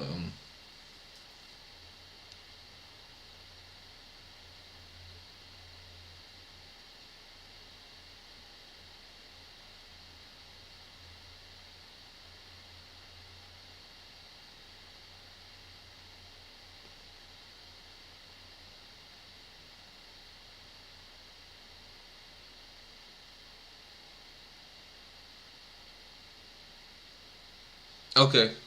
Like, for instance, biblical meaning of zero: nothing, the absence of anything. Also a symbol of the ultimate, such as God, or replace God with creator of the universe. The first number mentioned in Genesis, in the beginning there was nothing. So zero. That's where you came from. So there you go. All right. I hope that without getting deep, because let's keep reading, because we 2 hours. We wanna. Well, I'm gonna be honest. It's 4:56. It's 4:46 in the morning. I would like to get some sleep before I gotta go. I gotta take care of business. So anyway, but put no time limit on the Most High. I want to go to sleep. No, I'm playing. Let me not say that. I don't want to go to sleep. I rebuke that. I want to be enlightened. I want to be awake. Your words have power. Forgive me, Most High. I want to be awake. I want to be wise. I want to know all the secrets of the universe, Most High. All right, let's go. The channel of 7 lights is under the command of the Supreme Sun. These are the highest knowledge sources. Our light friends, who are the essence focal points of each channel, are in fact the mirror images of the preeminent spirit. Since we accept our planet as zero world... Hold on, okay. The channel of 7 lights is under the command of the Supreme Sun. The channel of 7 lights is under the command of the Supreme Sun. These are the highest knowledge sources. Excuse me, family. The channel of the 7 lights is under the command of the Supreme Sun. These are the highest knowledge sources. Our light friends, who are the essence focal points of each channel, are, in fact, the mirror image of the preeminent spirit, since we accept your planet as zero world frequency. The tableau of the hierarchical order from the bottom upwards is as follows. The tableau of the hierarchical order from the bottom upwards is as follows: 1 Mevlana, 2 friend Beatty, 3 Yunus, 4 friend Kadri, 5 Savior Jesus Christ, 6 all emissary Muhammad Mustafa, 7 Mustafa Mullah. Okay, so it's not Yahusha. It says Yahusha's 5.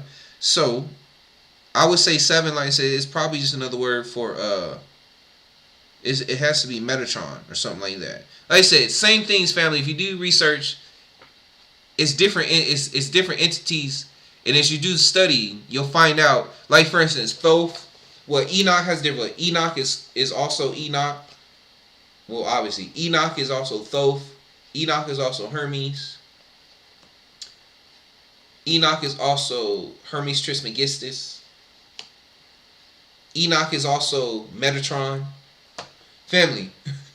That's what I'm saying. When you do the studying, you'll find out that certain entities or beings or names or spiritual, they have many different names. Just like the Creator has many different names. Yahweh, Yehovah, El Shaddai, and so on and so on and so on. I don't want to sit here and try. Look, you know how it is. You remember these names when you don't need them, but when you need them, you gotta think about them. You can't remember. But anyway, you get my point. So, anyway, let's keep going. That's what I said earlier. I said it might be Yahushua, it might be Metatron. So since it says 5 is Savior Jesus Christ, then I'm pretty sure then 7 has to be Metatron then.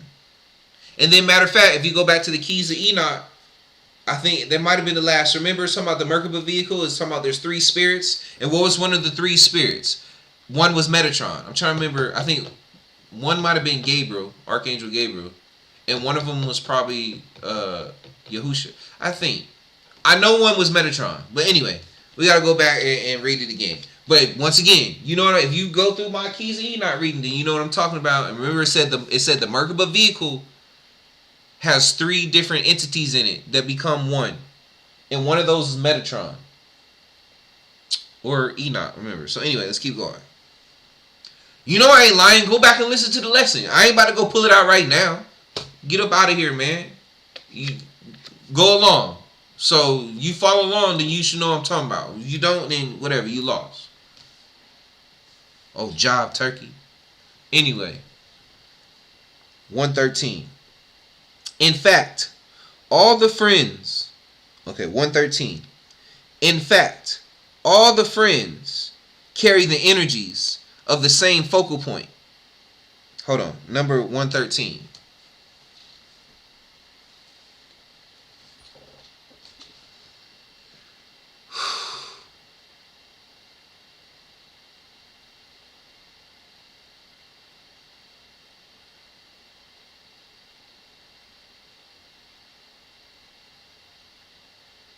Oh, and another thing, family, and I've said this before. It's not about, when it comes to this confidence thing, this is why it's important to learn how to, for a lack of a better word, love yourself and respect yourself. So whether you're a male or a female, and you walk up to an opposite sex and you speak to them, and let's say it just don't work out, or it's a job, whatever the situation where it's a situation where there is a risk of rejection. As long as you have an understanding of who you are and have respect for yourself, nothing that anyone says or does should, and I know it's easier said than done, it takes work, it shouldn't put you down. Because at the end of the day, you should just walk away and be like, well, it is what it is. It just wasn't for me. Or it just wasn't time for me at this moment to have whatever this is that I want. And like I said, people say confidence. I call it just, look, I call it experience and having respect for yourself. And knowing that even if someone sits there and is like, oh, I don't like you because maybe you're overweight. Or maybe it's not as you're overweight. You could be still, even a tall person, very attractive, and someone might not like you.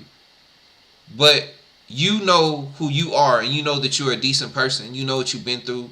You know your relationship with the Most High. So you shouldn't let it get you. It's like, whatever, it is what it is.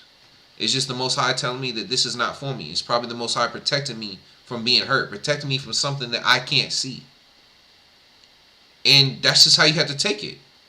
You know, and some people might take it, oh, he's so confident in himself. No, it's just, I respect myself. And just because you don't like me don't mean that somebody else don't. It don't mean that I'm worthless, is that I don't mean nothing. Look, whatever. Bye. There's plenty of other fish, plenty of other opportunities. Like I said, whether it's relationship, job, whatever. Wherever there's a situation of confidence, it's just about having respect for yourself, family. And not being, don't fool yourself in thinking that just because you act confident or whatever, or come up with a smile face, you're able to hold frame or not look emotional, does not mean that situation is going to work out in the way that you want it to at that moment. But as long as you're okay with you and respect yourself, then it should be nothing. You should let it go off your shoulders, go about your business. Because you know you're a decent person. You know you have something to offer. Whether that person or that place or job can see it too or accept it, that's on them. And once again, if you are if you understand who you are and know what you have to offer the world, sometimes too, the Most High don't want you to offer your blessings to that person or to that specific business or whatever. If you are who you are, if you really are that endowed with the Most High and are favored, why would the Most High put you with somebody who is a horrible person and have you blessing them? Further building up their ego, thinking that the only reason they have you is because of their vanity. Like, oh, I deserve to have this person. That's the only reason you with me. You know what I'm saying? You know what I'm saying? Just the Most High don't want you to be there to boost up their ego, to make them even more so think they better than everybody because now they got you.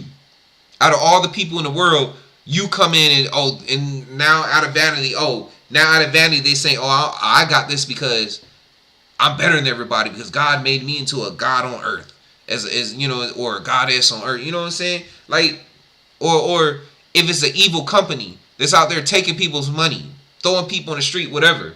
Why would the Most High put you in this company?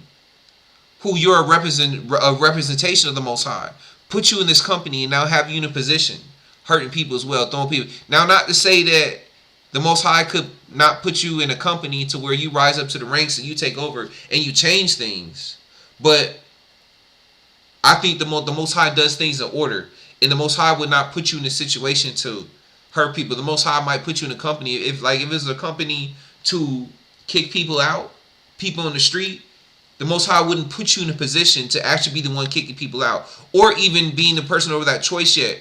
But you might go in as a mail clerk or as a person sitting at the front desk at the main office, just, you know, like what is it, like an assistant. But then through some way, somehow, like I said, you never know how things work. The Most High might have the owner of the company come in, and you might not know it's the owner, and they talking to you, and you say something, and the owner's like, you know what, and for some reason, the Most High put something in the spirit to make the owner like, you know what, I just want to do a drastic change. Whoever's president right now, you're fired. You know who's the president now? This secretary. And look, and once again, obviously that would be a rare occasion, but who knows, maybe it's a secretary, somebody who's been a secretary for 20 years to the CEO. So since that person has been the secretary to the CEO for 20 years, that secretary is not over the choice of kicking people out of houses, right? But because the secretary has been sitting next to the CEO for 20 years of that job, the secretary knows everything the CEO knows. So when that person hires that secretary, they're not hiring someone who isn't able to do the job, because the secretary was doing the job of the CEO, but just not making the choices to actually kick people out of their houses. So now that person takes the CEO, now they can change things up and not be kicking people. If that makes sense, family. So just like I said, I wanted y'all to understand. I want y'all to understand this confidence thing, this lie, just like this love lie. It has nothing to do with that. It is experience and trust in the Most High. And as you get experience, you fear less. So it comes off as the world would say, confidence. But it's just, you really just don't care. You become numb to it. It is what it is. So don't let people lie to you. Oh, it's just, no. It's experience, family. Experience. That's what I said. Just like just how they got people excused when they just use that blank statement of word of love. And you think love just is how you feel. But your feelings change like you change your draws.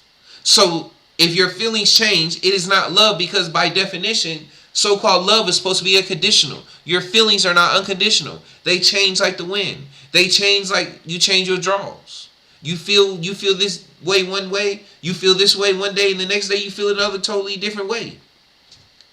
So same thing with this bullshit ass word, excuse my language, confidence. It's called experience and faith and trust in the Most High. Because through your experiences through life, now you understand things, so it's not about you tripping. Because you, like I said, but even then, you can have experience all day, but eventually one day a new situation is going to come up to where you don't have any experience, and that fear is going to come right back. Until what? You go through it, and then you build up experience in that, and then guess what? It's easy now. It's not scary no more. Now you back to that so-called confidence, but it's not confidence, it's just experience. Anyway, I know I explained that well, and if you don't want to take that and you in here, Get up out of my face. I don't care. You can go ahead and be at BS and be running around like a chicken with your head off, still out here trying to build up your confidence, thinking that whatever, it's experience. Since the names are just symbols. Okay, hold on. Now let me start. In fact, all the friends carry the energies of the same focal point. In fact, all the friends carry the energies of the same focal point. Okay, hold on. Blah, blah, blah. Oh, yeah, okay, there we go. I had to go back to the next look. Last page. Like, who are they talking about? Friends. Who's friends? My bad. Okay, anyway. In fact, all the friends carry the energies of the same focal point. These sequences are just the symbols of the hierarchical order. Each channel of light has 630 announcement centers. In fact, all the friends carry the energies of the same focal point. In fact, all the friends carry the energies of the same focal point. These sequences are just the symbols of the hierarchical order. Hold on. In fact, all the friends carry the energies of the same focal point. These sequences are just the symbols of the hierarchical order. Each channel of light has 630 announcement centers. Since the names are just symbols, transmissions are made to numerous places of the world using those names in accordance with the consciousness of the mediums in question. We call this place the 7 layers of terrestrial. Okay, you know what? I'm not gonna lie, family. We 3 hours in, and we 2.5 pages deep. But that's how it be when we do these lessons, right? We spend an hour. Anyway, family, look. I'm gonna be honest with you. I'm done with this. I'm done with these 10 pages. For the sake of moving forward and at least touching it a bit. Look, I'm not gonna do this all the time. I'm gonna do times where I was just feeling it. I was just feeling it, the talking points at this point, where I kept touching on stuff and taking a minute. But I'm gonna go back. You know what? Hold on. Let me see. Let me keep look. I'm gonna save these pages in the archives for later. You know what? Nah, I'm not. So for the sake of moving forward, family, I ain't gonna lie to y'all. We gonna move forward. That's it. That's all I'm gonna say. We gonna move forward. So the next time I pick up the knowledge book, we will be picking up at page 120. All right, because I already read through it, and since I read it a bit, gave some knowledge here, we gonna keep going. If you wanna go back and do some studying yourself, now that I put the pages up, so you can go back to the reading where I just read the chapter, and you can pause the page and you can go through and read it yourself. Or you can find the book. If you go to the right website, family, this book if you go to the wrong website, you could pay upwards of $600-700. But if you go to the right website, you can get this book for $100. If you go to the main website if you go to the organization that actually made the knowledge book or represents the knowledge book, they sell it for $100, family. But if you go like Amazon or other places, they're gonna be trying to charge you like three upwards of $700. Like when I first got this book, that's how much they was trying to charge, and I actually paid $600 for it. But the blessing was that it got canceled, right?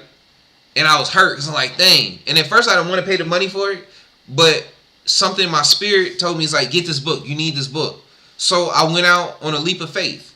And then, like I said, like I gave you guys a story earlier, fam, like sometimes it don't matter how confident you are in something. If it's not meant for you, it's not meant for you. And it's for a reason. But I did it anyway. I went out on a leap of faith. I wasn't doing it no confidence, but I had confidence in the Most High that it was what I was feeling was right. Not confidence in myself, but confidence in the Most High that what I was feeling and the message I was getting that I needed this, that that it was a truth. So I went ahead and I said, you know what, 600. If the wisdom that I think is going to hear that I'm gonna get from it, then it's worth it. So I paid the 600, and then like I said, after that, they dropped my order, canceled it, because I know what happened is somebody went and paid 700 for it, because it was at the time people were bidding for it. So it was mine. Well, actually no, it wasn't supposed to be bidded, but I remember when I paid for it, because when I first looked at it, it was 300, but I didn't want to get it for 300 because I was like, let me think about it. But by the time I came back, the price had written at 600. So I said, dang, let me do it before it goes up even more. So I paid the 600. So next thing you know, the next day I remember the book going up 700 even more, right? And then next, I get a message talking about, oh, we canceled your order.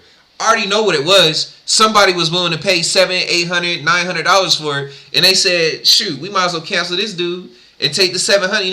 I already knew what happened.